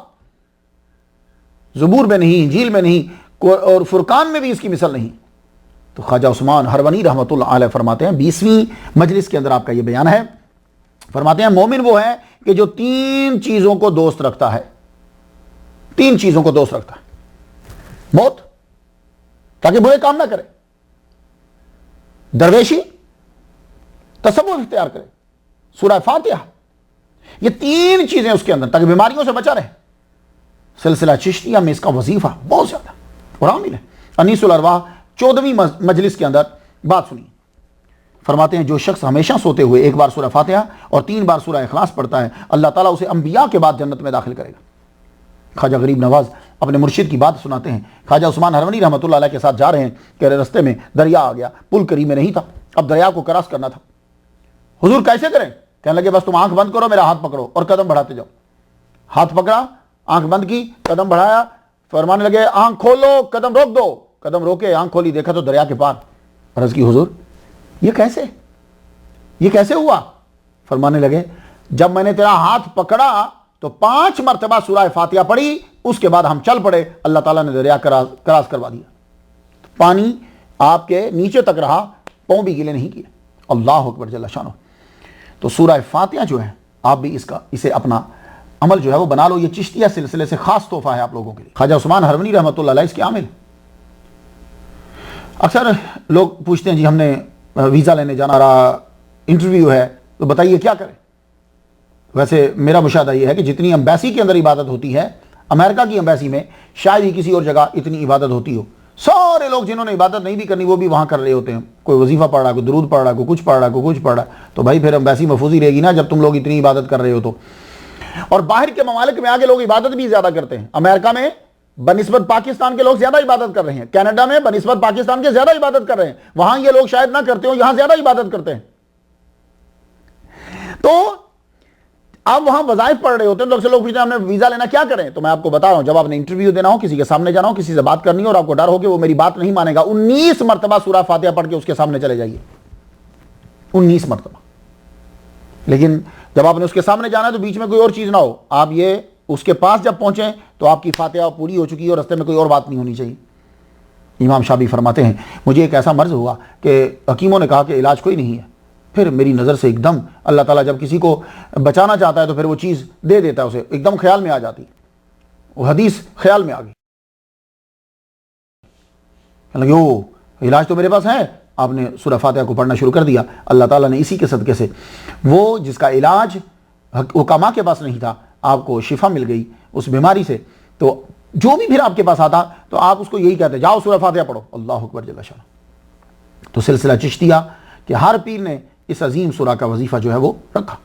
آپ بھی فجر کی اذان کے بعد 41 مرتبہ جو ہے وہ سورۃ فاتحہ کو اپنا وظیفہ بنا لیں۔ گھروں کے اندر دادا بیمار، دادی بیمار، ابو بیمار، امی بیمار، یہ بیمار رہتے ہیں تو بہترین یہ ہے کہ آپ لوگ جو ہیں جو بھی آپ میں سے فجر کی نماز جماعت سے پڑھتا ہے، بی ہے تو گھر میں اذان جب ہو جائے تو اذان کے بعد نماز سے پہلے 41 مرتبہ سورہ فاتحہ پڑھ کر پانی پہ پھونک مار دیجیے، وہ پانی کے جو اس مریض کے استعمال میں 24 گھنٹے رہے، پھر اس کے بعد پھر 41 مرتبہ پڑھ کے پھونک مار دیجیے، اللہ تعالیٰ شفا عطا فرما دے۔ خواجہ ابو یوسف چشتی رحمۃ اللہ علیہ کو قرآن یاد نہیں ہوتا تھا، بڑے پریشان تھے، ایک دفعہ اسی پریشانی میں سو گئے تو خواب کے اندر آپ کے مرشد جو آپ کے ماموں بھی لگتے تھے ان کا دیدار ہوا، خواجہ ابو محمد چشتی رحمۃ اللہ علیہ کا۔ پوچھا کیوں پریشان ہو؟ کہنے لگے کیا کروں، قرآن یاد نہیں ہوتا۔ فرمانے لگے 100 مرتبہ سورہ فاتحہ پڑھو تمہیں قرآن مجید یاد ہو جائے۔ صوفیہ جو ہے وہ امن کے سفیر ہوتے، آپ نے فرمایا بیٹیاں خدا کا عطیہ ہیں اور ہدیہ ہیں، جو ان کو خوش رکھتا ہے اللہ ان کو خوش رکھتا ہے۔ جو لڑکی کے پیدا ہونے پہ خوش ہو کعبہ کی 70 مرتبہ زیارت کرنے سے بہتر ہے۔ یہ جملہ جتنے لوگ سن رہے ہو میں کہتا ہوں یہ جملہ بلکہ لکھ لو، اپنی فیس بک کے اوپر اس جملے کو لکھ کر آگے پھیلا دو۔ خواجہ عثمان ہرونی رحمت اللہ علیہ نے فرمایا جو لڑکی کے پیدا ہونے پہ خوش ہوا کعبہ کی 70 مرتبہ زیارت کرنے سے بہتر ہے۔ ایسے جملے لکھ کے مشہور کیا کرو، ایمرسن، نیتشے، گوئٹے، ان کے جملے ہم پڑھتے ہیں۔ خواجہ عثمان ہرونی رحمۃ اللہ فرمایا انبیاء اور اولیاء بچوں کی بنسبت بچیوں سے زیادہ پیار کرتے ہیں۔ آپ نے فرمایا حضرت علی رضی اللہ تعالیٰ عنہ نے روایت کی حضور صلی اللہ علیہ وسلم سے جو عورت اپنے خاوند کی تابع فرمان ہوتی ہے وہ بی بی فاطمہ الزہرا رضی اللہ تعالیٰ عنہا کے ساتھ جنت میں ہوگی۔ یہ جملے لکھ کے آگے مشہور کر۔ بی بی فاطمہ جب جا رہی ہوگی انشاءاللہ الرحمن ہمارا 100 جو ہے وہ بی بی فاطمہ کا تذکرہ ہے، ضرور سماعت کیجئے گا۔ ابھی جو آنے والا ہے یہ بی بی ختیجہ رضی اللہ تعالیٰ عنہا جو ان کی والدہ ہیں ان کے بارے میں۔ تو یہ جملہ غضب کا ہے. اب ایک جملہ سن لیجیے, یقین جانیے لائف چینج کر کے رکھ دے گا. ہمارے دوست, ہمارے بھائی جب باہر کے ملک میں آتے ہیں, ان بیچاروں کو پریشانیاں ہوتی ہیں. ان کو دوست کلب میں لے جاتے ہیں, وہ شراب کے عادی ہو جاتے ہیں. ان کا دل نہیں کرتا, وہ شراب کو اچھا نہیں سمجھتے. مسلمان کبھی برائی کو اچھا نہیں سمجھے گا. تو وہ بھائی میرے, وہ میرے دوست جو اس لت اس میں چلے گئے, چھوڑ دیں, کوشش کیجیے. 27ویں کو میں نے یہاں دعا مانگی, میرا ایک دوست آیا روتا ہو, نیمی صاحب دعا کر دو, میں اسے چھوڑنا چاہتا ہوں. اس نے چھوڑ دی. پھر مصیبت تکلیف ہوتی ہے, پریشانی اٹھانی پڑی, چھوڑ دی. اللہ تعالیٰ اس کی مدد فرمائے. اسی طرح اور بہت سے دوست ہیں ہمارے. تو خواجہ عثمان ہرونی رحمۃ اللہ علیہ نے فرمایا شراب حرام ہے, یہ شریعت کہتی ہے, یہ خراب ہے, حرام ہے. لیکن ان کا جملہ سن لیجیے. فرمانے لگے یہ تو شریعت کا حکم ہے, ورنہ صوفیاء کا مذہب یہ ہے کہ جو آدمی ندی کا پانی پی کر عبادت سے سست ہو جائے, اللہ کی عبادت میں سستی کرے, تو یہ پانی بھی بمنزلہ شراب کے. یار ہم لوگ تو صوفیاء تک نہیں پہنچ سکتے, نبی کی مثل کیسے بنیں گے؟ کہتے ہیں شراب تو حرام ہے, یہ شریعت کا حکم ہے. صوفیاء سے پوچھو تو بتائیں کہ جو پانی پی کر بھی نماز سے غافل ہو گیا, وہ پانی بھی بمنزلہ شراب کے. بغداد کے اندر ہرونی رحمۃ اللہ علیہ نے معین الدین اجمیری رحمۃ اللہ کی خصوصی تربیت فرمائی. آپ چاش کے وقت آتے, ملفوظات جو ہیں ان سے لکھ لیتے, سنتے یا جا کے لکھ لیتے. 28 مجالس ہیں. آخری دن جب ہوا, اب پتہ نہیں یہ آخری دن 28واں دن ہے یا آخری دن جو آپ کے 40 دن تھے, آخری دن آپ نے فرمایا بیٹے کل ہمیں یہاں سے رخصت ہونے کا حکم ہے, اور چاش کے وقت تم آ جانا, کل کا دن مس مت کرنا. کیوں؟ ہماری جس پہ نظر پڑ جائے گی وہ جنت میں جائے گا. کیا مطلب؟ یعنی وہ ایسے کام کرے گا کہ اللہ تعالیٰ اس کو جنت میں بھیج دے گا. یہ ہماری نظر کا اثر. مذاق کرنے والے تو مذاق کرتے ہیں, لیکن اس جملے کو سمجھ لو, اس کا مطلب کیا ہوتا ہے؟ وہ ولی کامل جس پہ پھر اس وقت نظر ڈال دیتا ہے, اس کا قلب جاری ہو جاتا ہے, وہ گناہ چھوڑ دیتا ہے, تو نتیجہ کیا نکلا؟ جنت میں جائے گا. تو اب بیچ والی ساری بات کو نکالیں گے, جس پہ نظر پڑے گی جنت میں جائے گا, بات تو وہی ہوئی نا. جب خواجہ عثمان ہرونی رحمۃ اللہ علیہ نے یہ فرمایا, اب معین الدین اجمیری چشتی رحمہ اللہ واپس آئے. جہاں کھڑے ہو جائیں نکارہ لے کے بجائیں, سنو سنو سنو, کل چاشت کے وقت ہمارے مرشد کے دروازے پہ آ جانا, وہ جس پہ نظر ڈالیں گے وہ جنتی. سنو سنو, ہمارے مرشد خواجہ عثمان ہرونی رحمۃ اللہ علیہ کل جس پہ نظر ڈالیں گے وہ جنتی. مس مت کرنا, جاش کے ٹائم تم وہاں پہنچ جانا. لو دوسرا دن ہوا, آپ نے جب دروازہ کھولا کہ میرا مرید باہر کھڑا ہوگا, دیکھا تو جمع غفیر بند ہی بند ہے. اپنے قریب بلایا, کہنے لگے معین الدین ہم نے تو تم سے کہا تھا کہ اکیلے آنا, تو نے سارا مجمع لے آیا. تو کہنے لگے مرشد آپ نے فرمایا جس پہ میری نظر پڑی وہ جنت میں جائے گا, تو مرشد میں تنہا اکیلا جنت میں کیوں جاؤں, یہ سب لوگ کیوں نہ جائیں؟ جب میرا مرشد موج میں ہے تو سب فائدہ کیوں نہ اٹھائیں؟ کہنے لگے اب تو سمجھ گیا تصوف کیا ہے. تصوف یہی ہے کہ انسانیت کا بھلا چاہنا, دوسرے کا بھلا چاہنا. سینے سے لگایا فیض, فرمان لگے جاؤ, مکمل ہوا تیرا کام, اب تم اس قابل ہو کہ تم آگے جا سکتے. تو خواجہ عثمان ہرونی رحمۃ اللہ علیہ یہ صاحب سما تھے. اب یہ سما کیا ہے؟ بڑا نازک مسئلہ ہے. میں اتنی پوسٹ اور اتنی حیثیت نہیں رکھتا کہ میں جج بن سکوں, اس لیے میں صرف بیانات آپ کی نظر کر دوں گا, فیصلہ آپ لوگ کر سکتے ہو.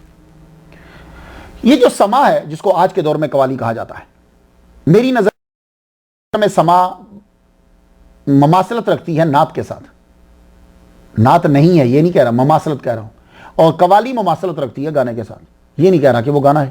اسی طرح وجد جو ہے یہ ڈیفرنٹ ہے, یہ ڈانس کے ساتھ مماثلت نہیں رکھتا, یہ بات یاد رکھیے. آپ صاحب سما تھے.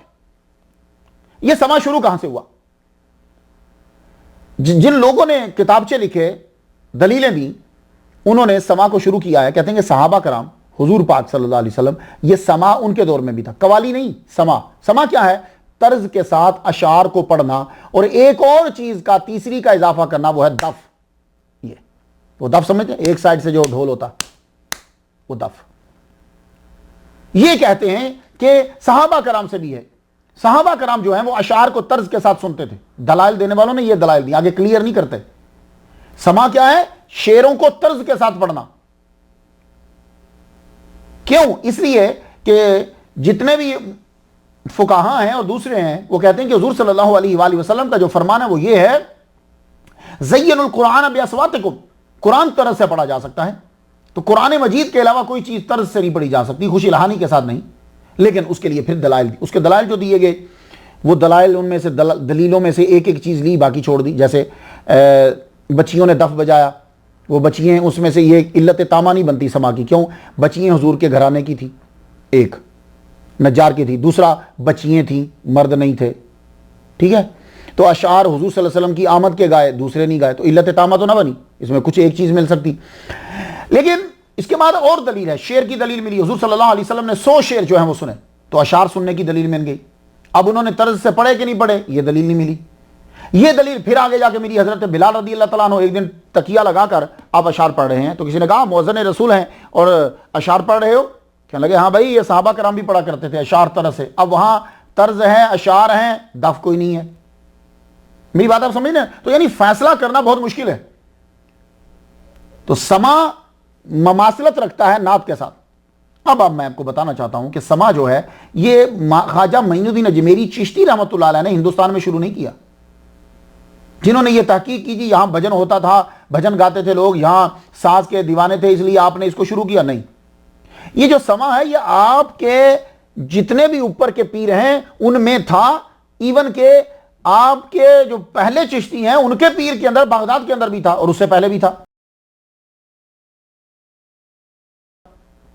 اب میں آپ کو تاریخ میں لے جانا چاہتا ہوں.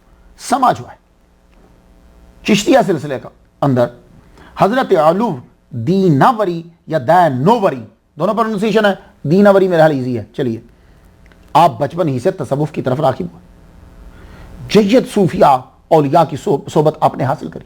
حضرت جنید بغدادی، شیخ رویم، سفیان ثوری اور زیادہ تر آپ خواجہ معروف کخی رحمۃ اللہ علیہ کے پاس رہے. اور آپ مرید تھے حضرت حبیرہ بصری رحمۃ اللہ علیہ کے. بڑے امیر تھے آپ. علو دیناوری اپنے ساری دولت جو ہے وہ تصوف میں خانقاہ میں خرچ کر دی، فقیروں کو دے دی، اللہ کے نام پہ دے دی. لا الہ الا اللہ کا ذکر سیکھا. 30 سال ریاضت و مجاہدہ کرنے کے بعد آپ کو خلافت عطا ہوئی. تو آپ کا یہ حال تھا، آپ جدھر نظر اٹھاتے تھے تمام چیزیں آپ کے اوپر ظاہر ہو جاتی. آپ صرف کیلولہ کے وقت تھوڑی دیر سوتے تھے، ظہر کی نماز کے پہلے تھوڑا، یہ سنت ہے سونا. باقی تمام رات قرآن مجید کی تلاوت کرتے رہتے نوافل کے اندر. آپ کا وصال 14 محرم 299 ہجری میں ہوا، یعنی 11 ستمبر 911 میں. مطلب آج سے 1105 سال قبل آپ کا وصال ہوا. آپ صاحب سما تھے. تو طریقہ کیا تھا آپ کا؟ سما سے پہلے قرآن مجید کی تلاوت ہوتی، بس آپ نے سنتے جانا ہے. فیصلہ بعد میں کر لیجیے، لکھ بھی سکتے ہیں آپ. سما شروع ہوتا تو پہلے قرآن مجید کی تلاوت ہوتی. اس کے بعد جو خوش لہان جن کی طرز بڑی پیاری ہوتی، آواز اچھی ہوتی، وہ آ کر اشعار پڑھتے. آخر میں تلاوت ہوتی، پھر مجلس سما مکمل. یہ پہلے چشتی کا پیر. اس کے بعد آ جائیے جن کو جو پہلا چشتی تھا ابو اسحاق شامی، جن کا بعد میں نام ابو اسحاق چشتی پڑا، جو چشت میں سب سے پہلے آئے. آپ نے 40 روز تک استخارہ کیا، یا اللہ پاک مجھے مرشد مل جائے، یا اللہ پاک مجھے مرشد مل جائے. مجھے اشارہ ہوا جاؤ بغداد میں جاؤ. حضرت علو دیناوری رحمۃ اللہ علیہ سے ملاقات کی. پوچھا نام کیا ہے تمہارا؟ کہنے لگے ابو اسحاق شامی. فرمانے لگے آج کے بعد تیرا نام ابو اسحاق چشتی. تم جا کر چشت میں تصوف کو پھیلاؤ گے، تبلیغ چشت میں جا کر کرو گے. اس وقت افغانستان نہیں، یہ خراسان کا ہی علاقہ تھا. ٹھیک ہے، مرشد بیعت کی. بیعت کرنے کے بعد 7 سال تک مرشد نے اپنے پاس رکھا. پاس رکھنے کے بعد آپ کی تربیت کا انداز کیا، وہی نفس کو مارنا کیسے ہے. 7 دن کے بعد 3 لقموں سے آپ اپنا روزہ افطار کرتے. اس کے بعد چل سو چل قرآن مجید کی تلاوت، نوافل، فرائض. 7 سال بعد مسجد اقصی میں پہنچ کر پہلے چشتی کو اس کے پیر نے خلافت عطا فرما دی. مسجد اقصی میں کوشش کر رہا ہوں کہ وہاں نماز ادا کروں. دعا کیجیے میرے لیے، آسانی ہو جائے مسجد اقصی میں جانا. تو مسجد اقصی میں خلافت فرمایا آپ جاؤ چشت میں جا کر جو ہے وہ تبلیغ شروع کرو. تو آپ پھر موجودہ ملک جو افغانستان ہے اس کا جو ہرات، بہت مشہور ہے یہ ہرات، یہاں آپ تشریف لائے چشت علاقے میں. یہاں آ کر آپ نے تبلیغ کو شروع کر دیا، تبلیغ شروع کی. ہر ایک آدمی جو ہے وہ تصوف میں داخل ہوا. لیکن آپ محفل سما لگاتے، محفل سما میں بادشاہ شریک نہیں ہو سکتا تھا. سارے چشتی بہت دھیان سے سنو، سما جو ہے وہ سب سے زیادہ ٹھہرائی جاتی ہے چشتیوں کے اوپر. اب سن لیجئے کہ چشتیوں کے بانی کہ جو چشتی شروع ہوئی جہاں سے چشتی سلسلہ وہ سما کیسے سنتے تھے. آپ وہاں ہرات کے اندر کیا ہوا, بارش نہیں ہو رہی, تو امیر جو بادشاہ جسے آپ کہتے ہو وہ آ گیا, حضور دعا کیجئے کہ بارش ہو جائے. فرمان لگے ٹھیک ہے, ہم سما کی محفل کل ہوگی, اس میں ہم اللہ سے دعا کریں گے. کہنے لگا حضور تو میں محفل سما میں شریک ہو سکتا ہوں؟ آپ نے فرمایا تو شریک ہوگا تو پھر بارش نہیں ہوگی. تصوف کو پلیز سارا پھیلائیے, ذرا مزہ پھر آئے گا. تو شریک ہوگا تو بارش نہیں ہوگی. وہ چلا گیا. دوسرے دن محفل سما ہوئی, سما کے اندر آپ نے دعا کی, اللہ تعالیٰ نے بارش نازل کر دی. بارش جب اتنی ہوئی کہ اب سبزہ اگ سکتا ہے, تو بادشاہ پھر آیا شکریہ ادا کرنے کے لیے. تو آپ زاروں کی طرح رونے لگے. بادشاہ پوچھتا حضور کیا ہوا, آپ کیوں رو رہے ہیں؟ کہنے لگے میں اس لیے رو رہا ہوں کہ اے اللہ مجھ سے کیا گناہ ہو گیا کہ 2 بار بادشاہ میری خانقاہ کے اندر آ گیا ہے. یہ کوئی نہیں بیان کرے گا. اس کی وجہ یہ ہے کہ آج کے دور میں اگر آپ بادشاہ کو نکال دیتے ہو تو آپ کی شہرت ہی نہیں ہوگی. فرمان لگے کیا گناہ ہوا مجھ سے؟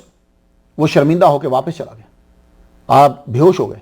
ہوش میں جب آئے تو آپ یہی حدیث پڑھ رہے ہیں, اے اللہ مجھے مسکینوں میں زندہ رکھ, مجھے مسکینوں میں موت دے, اور میرا حشر بھی زمرۃ المساکین میں اللہ فرما. تو خواجہ ابو اسحاق بھی سما سنتے تھے. اب ان کا سما جو ہوتا تھا وہ کیا ہے, اب پھر سن لیجیے. یہ جو سما سنتے تھے تو محفل سما کے اندر کیا ہوتا تھا, اعلان کر دیا جاتا فلاں تاریخ کو سما ہوگا. اس سے 3 دن پہلے تمام شرکاء کو, ایون کے گانے والوں کو بھی روزے رکھنے پڑتے تھے. تو سننے والوں کا بھی 3 دن کا روزہ, جو گا رہا ہے وہ اس کا بھی 3 دن کا روزہ. اس کے بعد جب سما شروع ہوتا, سما شروع ہونے قرآن مجید کی تلاوت ہوئی, اس کے بعد استغفار, سب لوگوں نے گناہوں کی معافی مانگی. اب سما جو ہے وہ شروع ہو گیا. اب سما جب شروع ہوا تو اس سما کے اندر عمرا کو اجازت نہیں ہوتی تھی کہ وہ بیٹھے. یہ آپ کا سما پہلے چشتی کا. آپ کا مزار ملک شام موجودہ جسے سیریا کہا جاتا ہے اس کے شہر عکا کے اندر ہے. خواجہ سید ابو احمد عبدال حسنی چشتی رحمہ اللہ, دوسرے چشتی, یہ خلیفہ ہیں ابو اسحاق شامی رحمۃ اللہ علیہ. جب ابو اسحاق شامی رحمۃ اللہ علیہ تشریف لائے یہاں, تو آپ کے پاس ایک عورت آتی دعا کروانے کے لیے. آپ فرماتے بیٹی ایک بات میری دھیان سے سن لو. عرض کی مرشد کیجیے. کہا بیٹی تمہاری نند جو ہے وہ ایک ولی کامل کو جنم دے گی. تم نے, تیری ہم یہ ڈیوٹی لگاتے ہیں کہ تم نے اس کی خوراک کا خاص خیال رکھنا ہے. کوئی حرام کا گھونٹ, کوئی حرام کا لقمہ اس کے منہ میں نہ جائے. ٹھیک ہے. اب وہ گئی, خود سوت کاتتی, سوت کات کے اس کو بیچتی, بیچ کر صرف اتنی خوراک لیتی جو خوراک ضرورت ہوتی سید ابو احمد عبدال حسنی چشتی رحمۃ اللہ علیہ کی والدہ کو. بچے کی جب ولادت ہو گئی, بتایا گیا, ابو اسحاق شامی چشتی رحمۃ اللہ گھر تشریف لائے. آپ نے بچے کو اٹھایا, دعا کی. یہ بچے کا آنا جانا ابو اسحاق شامی چشتی رحمۃ اللہ علیہ کے پاس. ایک مرتبہ تو 7 سال کی عمر ہے اور محفل سما کے اندر آ گئے. بس پھر کیا تھا, دروازے کھل گئے, مقام عطا کر دیا. 13 سال میں بیعت کر لی, امیری چھوڑ دی. بہت امیر تھے یہ, امیری چھوڑ دی, سب کچھ چھوڑ دیا, اون کے کپڑے پہنے, صوفی بن گئے. یہ چشتی سلسلہ و نظام کا چشت کے اندر پہلا چشتی. آپ کی تربیت کرنے کے بعد ابو اسحاق شامی رحمۃ اللہ علیہ واپس چلے گئے. یہ چشت میں آپ کے خلیفہ ہوئے. 30 سال تک رات بھر والذین یبیتون لربہم سجدا وقیاما کی آیت پر عمل کیا. کہتے ہیں جی اولیاء کرام یہ جو رات بھر جاگتے رہتے ہیں یہ کہاں سے ثابت ہے؟ یہ اس آیت سے ثابت ہے. ساری رات ہی اور تہجد کے وقت دعا مانگتے ہیں, اللہ امت محمدیہ کے گناہگاروں کو معاف کر دے. یہ ہے تصوف, دوسروں کے لیے فائدہ.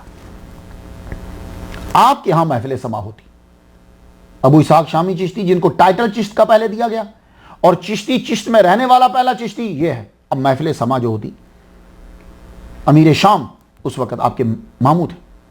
علماء نے شکایت لگا دی کہ یہ سما کرتے ہیں, یعنی طرز کے ساتھ اشعار کو پڑھتے ہیں اور سنتے بھی.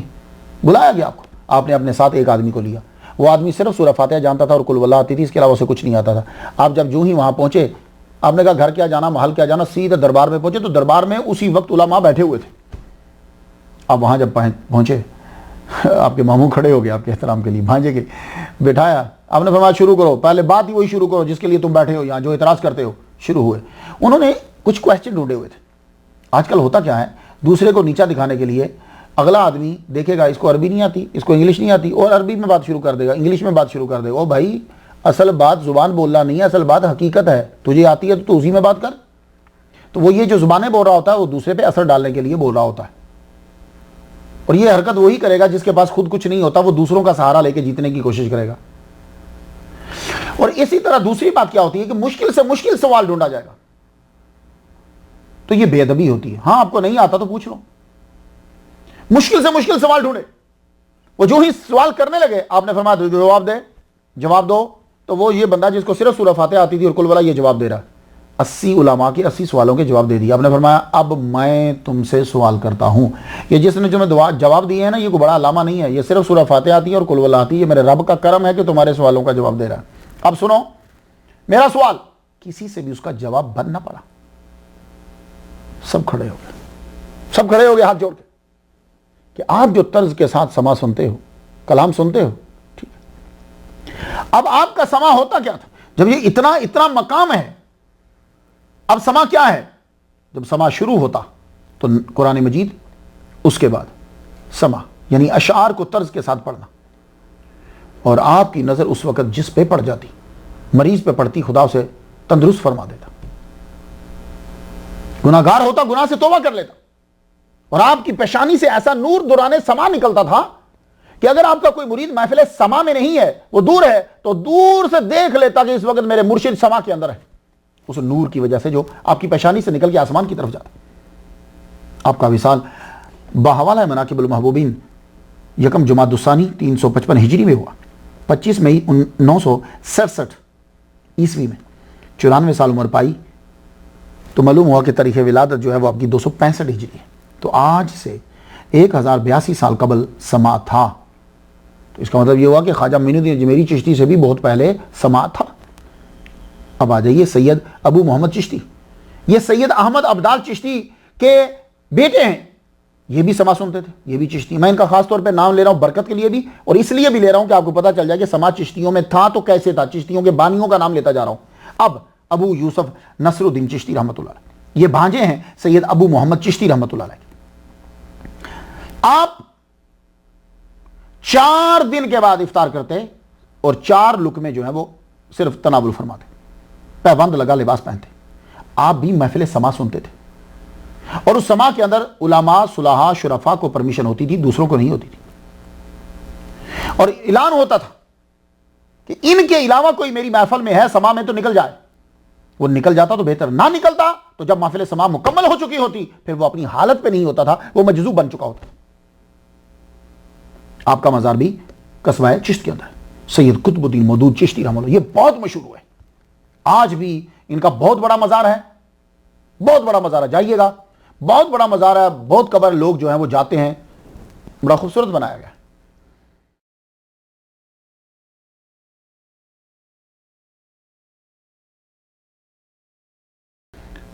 سلسلہ چشتیہ میں عظیم. آپ کو جو فیض ملا کچھ زیادہ محنت نہیں کرنی پڑی.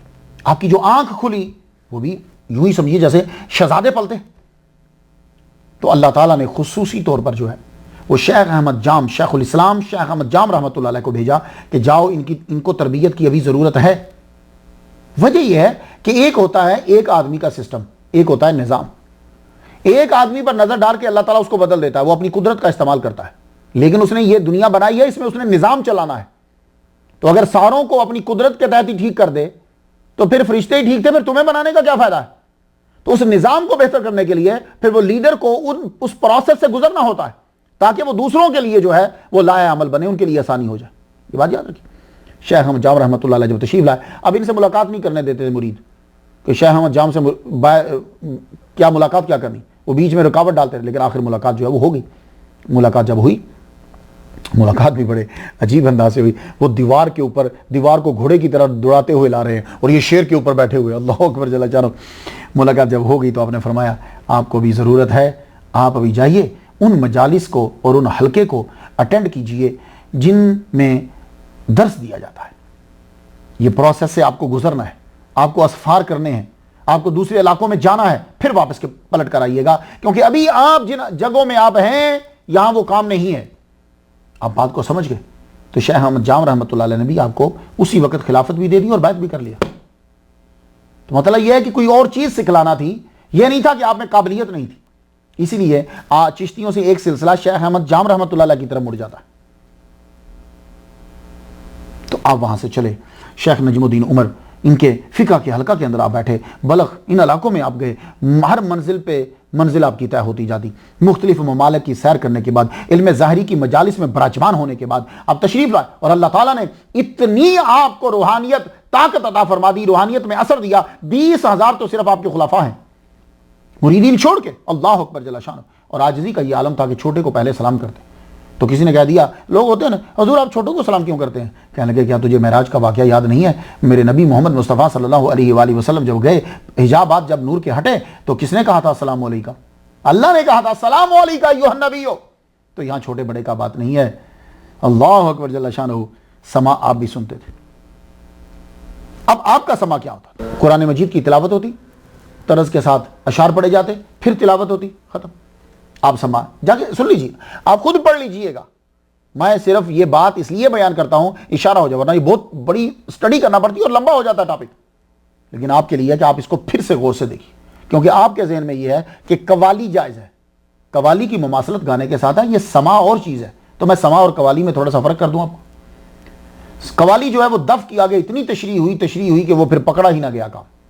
اب آپ سن لیجیے. مودود چشتی رحمۃ اللہ علیہ بہت بڑے ولی کامل اور صوفی. آپ ان کا سما نہیں دیکھیں.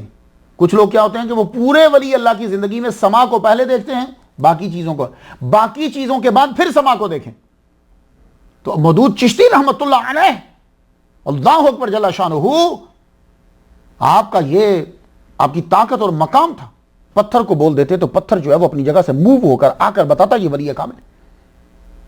کسی نے کہہ دیا آپ سما کیوں سنتے ہیں؟ فرمانے لگے یہ تو ابراہیم بن ادم بھی سنتے تھے. کہنے لگے ان کا تو مقام بڑا تھا, وہ تو ہوا میں اڑتے تھے, آپ ہیں تو آپ بھی اڑیے. آپ نے فرمایا لو آپ پرندے کی طرح ہوا میں اڑنے لگے. تو پہلے اس مقام کو دیکھنا ہے, پھر اس چیز کو دیکھنا ہے. سما اور وجد یہ تصوف کی بنیاد نہیں ہے, یہ بات یاد رکھیے, بنیاد نہیں ہے. یہ ایک دوائی ہے جو استعمال ہوتی ہے. آپ نے 97 یا 120 سال عمر جو ہے وہ پائی. یہ چشتیوں کا بادشاہ جو ہے. آپ جب علیل ہوئے تو آخری عمر میں دروازے کی طرف بار بار دیکھ رہے ہیں, ایک بزرگ ایک دم سے آئے, تب آپ مطمئن ہو گئے. انہوں نے آ کر کوئی چیز آپ کو دکھائی, جیسے کوئی روکا نہیں کسی کو دکھائی, آپ کی روح کف سے انسری سے پرواز کر رہی. وہ بزرگ بھی پھر بعد میں غائب ہو گئے. آپ کا جنازہ پڑھا, رجال الغیب نے بھی آپ کی نماز ادا کی اور لوگوں نے بھی نماز ادا کی. جب آپ کا جنازہ اٹھانے لگے, یعنی وہ جو چارپائی ہوتی ہے, آواز آئی ہٹ جاؤ, سب ہٹے. خود چارپائی آپ کی اٹھی اور اس جگہ پہ جہاں آپ کی موجودہ قبر ہے وہاں کا چارپائی رکھی, وہاں آپ کی قبر جو ہے وہ بنائی. آج بھی آپ کی قبر ہے, لوگ زیارت کرتے ہیں. اللہ اکبر جل شانہ. تو خواجہ عثمان ہرونی رحمۃ اللہ علیہ کے پیر شریف زندانی اور شریف زندانی کے پیر یہ مودود چشتی رحمۃ اللہ علیہ.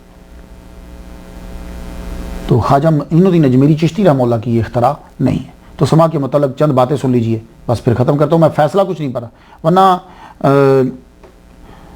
علامہ نابلسی رحمۃ اللہ علیہ جو ہیں انہوں نے بھی ایک سما پہ لکھا. بہت سے لوگوں نے سما پہ لکھا ہے, میں انہی لوگوں سے آپ کی نظر کرنا چاہتا ہوں. میرے دادا استاد مفتی احمد یار خان نعیمی رحمۃ اللہ علیہ فرماتے ہیں جال حق کے اندر, قوالی جو آج کل مروجہ ہے جس میں گندے مضامین کے اشعار گائے جاتے ہیں اور فاسقوں امردوں کا اجتماع ہوتا ہے, محض آواز پہ رقص ہوتا ہے, یہ واقعی حرام ہے. ہاں اگر تمام شرائط کے ساتھ سما ہو تو حرام نہیں ہے. علامہ شامی فرماتے ہیں, یہ ثاقب شامی نہیں, علامہ شامی بہت بڑے فقی گزرے ہیں. سما کی شرائط یہ ہے کہ کوئی بے داڑھی نہ ہو. سن لیجئے, کوئی بے داڑھی نہ ہو, تمام ہم ذہن اور ہم جنس ہوں. سما پڑھنے والے نے اجرت نہ لی ہو بلکہ وہ پرخلوص ہو. لوگ بھی کھانے کے لیے جمع نہ ہوئے ہوں. بغیر غلبہ کے وہاں وجد نہ ہو. اشعار خلاف شرع نہ ہو. 7 دن کا بھوکا آدمی, وہ جو سارے سننے والے ہیں ان کی کیفیت یہ ہو کہ اگر 7 دن روٹی نہ کھائی ہو تو 7 دن کے بعد ایک طرف سما کا ٹائم ہو اور ایک طرف روٹی ہو, روٹی چھوڑ دے سما سنے. یہ ہے اس کی شرائط. شیخ زروق فرماتے ہیں کوئی حاجت ہے تو سما کی طرف رجوع کرو. امام مالک فرماتے ہیں کہ شہر کے علماء سما کا نہ انکار کرتے ہیں نہ سنتے ہیں. تو سما مینز یعنی شعر کے ساتھ طرز کے ساتھ اشعار کو سننا اور دف کا اضافہ. حضرت ذوالنون مصری سبحان بن ابراہیم جن کا نام ہے وہ فرماتے ہیں سما حق تعالیٰ کی طرف سے واردات ہے جو دل کو اللہ کی طرف موڑتی ہے. جو حقیقت کے ساتھ سنے وہ محقق بنتا ہے, جو خواہش نفسانی کے ساتھ سنے وہ زندیق بنتا ہے. خواجہ اشرف جہانگیر سمنانی رحمہ اللہ کا مسئلہ سما کو نہ مطلقاً حرام کہہ سکتے ہیں اور نہ کسی قید کے بغیر حلال کہہ سکتے ہیں. یہ آپ نے فرمایا اپنی کتاب کے دستور القضات میں ہے. سما ان آدمیوں پر حرام ہے جن پہ نفسانی خواہشات کا غلبہ ہو. جس شخص پہ حق تعالیٰ کا محبت کا غلبہ ہو اس کے لیے سما مستحب ہے. شیخ مجد الدین خوارزمی نے شیخ شہاب الدین سہروردی رحمۃ اللہ سے پوچھا کہ سما کیسے حرام ہو سکتا ہے اس کے لیے کہ جو اسے اللہ کی طرف قاصد بناتا ہے. شیخ الشیوخ نے فرمایا جو تم کہتے ہو میں جانتا ہوں تمہارے لیے حلال ہے لیکن دوسروں کے لیے نہیں. حضرت جنید بغدادی رحمہ اللہ فرماتے ہیں اور اس بات کو شاہ عبدالحق محدث دہلوی رحمۃ اللہ علیہ نے نقل کیا. حضرت جنید بغدادی پہلے سما سنتے تھے پھر چھوڑ دیا. جنید بغدادی فرماتے ہیں کہ سما 3 چیزوں کا محتاج ہے: زمان کا، مکان کا، اخوان کا. اخوان یعنی سما سننے والے تمام شرکاء کا ظاہر و باطن پاک ہو. مکان وہ جگہ ہو جہاں راہ گزر نہ ہو. زمان کھانے کا وقت نہ ہو، نماز کا وقت نہ ہو. فرماتے ہیں اب تو سما کے اہل ہی نہیں. اب آ گیا داتا گنج بخش علی جویری رحمۃ اللہ علیہ. ان کا جو فیصلہ ہوگا وہ زبردست ہوگا، ان کی بات زبردست ہوگی.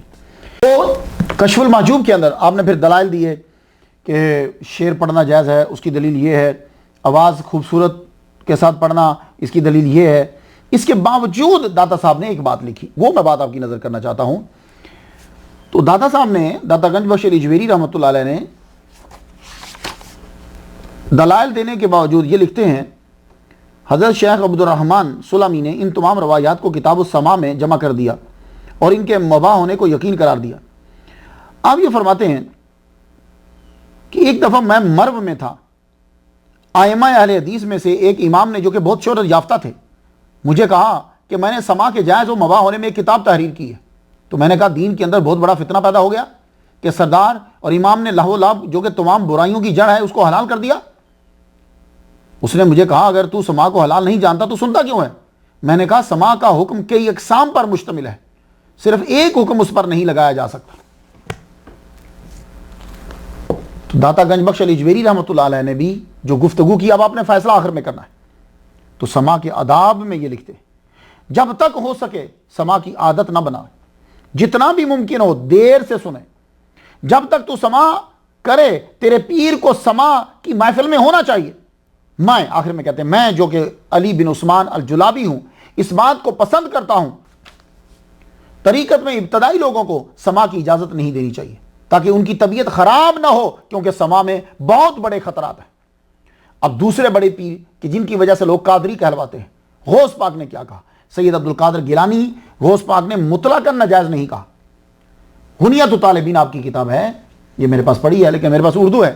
اس کتاب کے اندر آپ نے فرمایا کہ یہ میرے پاس چونکہ اردو ہے، اس کا صفحہ 640 ہے.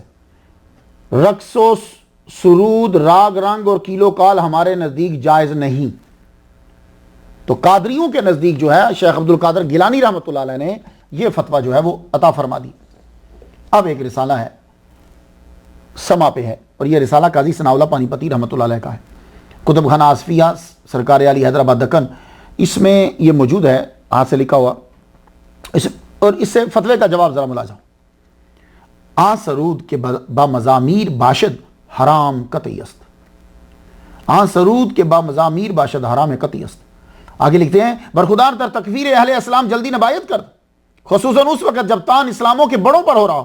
شیخ عبد القدوس گنگوہی جو ظاہری و باطنی علوم کے ماہر تھے، در سما غنا بمزامیر افراط می داشتن. اب یہ بھی بیان آپ کی نظر ہے. خواجہ نصیر الدین یہ بھی چشتی ہیں، خواجہ نظام الدین اولیاء رحمۃ اللہ علیہ کے مرید ہیں، خلیفہ ہیں. زیادہ تر درس و تدریس کے اندر مشغول رہتے. جب سما کا موڈ ہوتا تو طلباء سے سنتے یا خانقاہ کے اندر جو خاص درویش ہوتا اس سے سماعت کرتے. اور ایک دفعہ ہم مولانا برہان الدین کے گھر میں ایک دفعہ موجود تھے، قوالی ہونے لگی. اب میں لفظ سما استعمال نہیں کر رہا، قوالی ہونے لگی. آپ اٹھ کر آ گئے. جب اٹھ کر آئے تو کسی نے بتایا خواجہ نظام الدین اولیاء رحمہ اللہ کو، تو آپ نے فرمایا حق اس کے ساتھ ہے، اس نے ٹھیک کیا. لیکن اس کے علاوہ بھی دلائل جو ہیں وہ دیے جاتے ہیں. حضرت بلال رضی اللہ تعالیٰ عنہ طرز کے ساتھ شعر سنتے تھے، حضرت عثمان غنی رضی اللہ تعالیٰ عنہ طرز کے ساتھ شعر سنتے تھے. لیکن اگر آپ اس کو بالکل کھرجی چھٹی دے دیں گے تو سما میں کیا ہوتا تھا؟ شروع میں اشعار طرز سے پڑھنا اور دف، یہ تو ہے نا. اب دف میں پھر ترقی ہوتی گئی. تو اس دور میں جو اختلاف تھا وہ یہ تھا کہ بھئی طرز کے ساتھ قرآن پڑھ سکتے ہو، باقی کچھ نہیں. تو لوگ جو ہیں وہ کیا کرتے ہیں، سامنے قوالی کو رکھتے ہیں، سامنے ان کے قوالی ہوتی ہے، پوچھ سما کے بارے میں ہوتے ہیں. تو مولوی صاحب بھی جواب سما کا دیتے ہیں لیکن بندہ قوالی کے بارے میں سمجھ رہا ہوتا ہے. تو سما جو ہے اس کے تیسرے جز کو جب کھلی چھٹی دی گئی دف کو, تو پھر کیا ہوا, کام آگے بڑھتا گیا. یہی وجہ ہے کہ انڈیا کے اندر کچھ عورتیں بھی قوالی گا رہی ہیں. ان سے جب پوچھا گیا کہ تم قوالی کاہے کو گاتی ہو, کہنے لگی وہ انہی دلائل سے جو دلائل تم دے رہے ہو. ہم نے کہا کون سے دلائل ہیں بھائی؟ کہنے لگی وہ اور بچیوں نے دف نہیں بجائے, تو بچیاں تو تھیں, دف بھی بجائے, تو پھر قوالی بھی گائی. تو پھر یہ حدیث تمہارے لیے تو نہ ہوئی, تو ہمارے لیے ہوئی, تو ہمیں گانا چاہیے نا. اور پھر جو تم دلیل دیتے ہو حضرت عثمان غنی کی, وہ جو لونڈیوں سے سنتے تھے, تو پھر ہمیں گانا چاہیے. تو قوالی تو پھر عورتوں کو گانی چاہیے, تمہیں نہیں گانی چاہیے. تو وہ سما کیا ہے؟ اسی لیے میں سما کو یہ کہتا ہوں کہ سما ایک دوائی ہے جو اولیاء کرام استعمال کرتے تھے, اس کو بطور دوائی استعمال کرتے تھے. سما نہ تو اسلام کے بنیادی عقائد میں سے ہے, نہ بالذات تصوف میں سے ہے, اور نہ بالعرض. اگر سما کی طرف رجوع کی ضرورت ہے تو بنا پر ضرورت جائز ہو جائے گا. صوفیاء جو سما سنتے تھے وہ تقوی کے اعلیٰ مقام پہ فائز ہوتے تھے, ان کا ظاہر و باطن پاک ہوتا تھا. تہجد, نوافل, وظائف, تدریس, تربیت کے بعد کچھ وقت نکلتا تو سما. پھر تو سما جو ہے یہ کیا ہے؟ یہ ایک دوائی ہے. یہی وجہ ہے کہ جتنے بھی علماء کرام ہیں, جب وہ آپ کو کہہ رہے ہوتے ہیں نا جائز ہے, تب ان کی نظر میں سما ہوتا ہے. یہ بات یاد رکھیے. اسی لیے یہ مفتی اکمل صاحب سے پوچھا گیا تو کہا بھائی, کہنے لگے شرائط کے ساتھ جائز ہے. حنیف قریشی صاحب سے پوچھا گیا, کہنے لگے سما کے ساتھ جائز ہے. یہ وہ ہیں جو ان کی تقریروں کے اندر جملے میں نے سنے. سید عرفان شاہ مشہدی صاحب سے سنا گیا, کہنے لگے جی سما جائز ہے لیکن شرائط کے ساتھ. مفتی اشرف نعیمی صاحب جو ہیں مراڑیاں والے, انہوں نے کہا کہ فوائد الفواد کے اندر جو شرائط ہیں ان کی نظر سے جائز ہے. اب میں خواجہ سید نظام الدین اولیاء کی کتاب کے اقتباس پر اپنی اس گفتگو کو ختم کرتا ہوں. فوائد الفواد کے صفحہ 177 پہ آپ نے کہا, جب چند چیزیں ہوں تو سما جائز ہے. گانے والا مرد ہو, لڑکا عورت نہ ہو, کلام فوش نہ ہو, فضول نہ ہو, سننے والے یاد حق سے پر ہوں. جس نے دنیا میں آنا ہے پھر اس نے آخر جانا بھی ہے. تو بات یہ میں بتا دوں آپ کو کہ چشتیہ سلسلے کے اوپر رکھا جاتا ہے کہ وہ سما سنتے تھے, لیکن وہ سما کیا ہوتا تھا؟ تو میں اپنے سننے والے سامعین سے عرض کرنا چاہوں گا, آپ سب سے پہلے سما کیا ہوتا تھا, اس کی حیات قضائیہ کیا تھی, وہ کس طرح کا ہوتا تھا, کیا شرائط تھی, پلیز سب سے پہلے یہ جان لیجئے. اس کے بعد پھر آپ خود بھی فیصلہ جو ہے وہ کر سکتے ہیں, کسی کو چھوڑیے.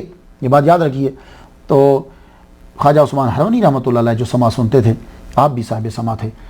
بغداد اور قرب و جوار میں آپ نے اپنا کام مکمل کیا. اس کے بعد مکہ معظمہ پہنچ گئے. وہاں جا کر آپ اعتکاف میں بیٹھ گئے. آپ نے اللہ سے دعا مانگی, ہے اللہ تعالیٰ میری قبر مکہ معظمہ میں بنے اور بچے, اور میرے مرید معین الدین اجمیری, انہوں نے میری بڑی خدمت کی ہے, یا اللہ اس کو ایسی ولایت عطا فرما کہ جو کبھی ختم نہ ہو اور دن بدن بڑھتی چلی جائے. آواز آئی, ہم نے تیری دعا کو قبول کیا. آپ کا وصال مکہ شریف میں ہوا 617 ہجری شوال میں. اس وقت خواجہ معین الدین اجمیری سجزی رحمۃ اللہ علیہ کی عمر 81 سال تھی اور آپ انڈیا میں تھے. یہ تقریباً کوئی طریقہ سمجھ نہیں ہے اس بات کی کہ چشتی سلسلہ کے اندر حالانکہ ملاقات ہوتی ہے, پتہ بھی ہوتا ہے, لیکن جس وقت پیر نے دنیا سے جانا ہوتا ہے مرید وہاں حاضر نہیں ہوتا. جو بڑا خلیفہ ہوتا ہے وہ وہاں حاضر نہیں ہوتا. 1951 عیسوی میں مولانا سید محمد ذوقی شاہ رحمۃ اللہ علیہ حج کرنے گئے. بڑا ٹاپ کا یہ حوالہ ہے. حج کرنے گئے تو آپ نے ان کی قبر پر فاتحہ پڑھی. 1951 کی بات کر رہا ہوں. تو وہ قبر کہاں تھی؟ شریف حسین شریف مکہ, اس کے محل کے صحن کے اندر, اور آخر میں اس کے ارد گرد لکڑیوں کا چبوترا بنا ہوا تھا. شریف حسین, یہ آپ کو اب ہسٹری میں جانا پڑے گا, آل سعود اور شریف مکہ کی ہسٹری میں, پھر آپ کو پتا چلے گا یہ کون ہے. تو وہاں قبر مبارک. اس کے بعد شیخ عبد الرحمن چشتی رحمۃ اللہ علیہ میراۃ الاسرار لکھی ہے, انہوں نے بھی زیارت کی ہے. ویسے کچھ لوگوں کا یہ کہنا ہے کہ خواجہ عثمان ہرونی رحمۃ اللہ کی قبر جو ہے وہ انڈیا کے اندر بھی ہے, موجودہ ملک ہندوستان کی ریاست بہار سے 10 کلومیٹر دور ضلع پٹنہ کے اندر کہتے ہیں ان کی قبر ہے. اور میں نے ایک کتاب گنج اسرار جو ہے اس کے صفحہ 5 پہ ہے کہ آپ انڈیا میں تشریف لائے, شمس الدین التمش سے آپ کی ملاقات ہوئی, لیکن خواجہ نصیر الدین چراغ دہلی رحمۃ اللہ علیہ نے انکار کیا ہے کہ آپ انڈیا میں تشریف نہیں لائے. الفاتحہ. میں تو ان کے لیے فاتحہ پڑھ چکا, آپ بھی ان کے لیے فاتحہ پڑھ دیجئے. اللہ تعالیٰ ان کے درجے بلند فرمائے اور ہمارے گناہ جو ہے وہ معاف فرمائے. اگلے لیکچر کے لیے تیار رہیے. اگلا لیکچر انشاءاللہ الرحمن بی بی فاطمہ زہرا جو تحت رسالت بھی ہیں، تحت ولایت بھی ہیں، ان کی والدہ ماجدہ حضرت بی بی ختیجۃ الکبریٰ رضی اللہ تعالیٰ عنہا پر ہے۔ اللہ قبول فرمائے۔ اجازت دیجیے، وآخر دعوانا الحمدللہ رب العالمین۔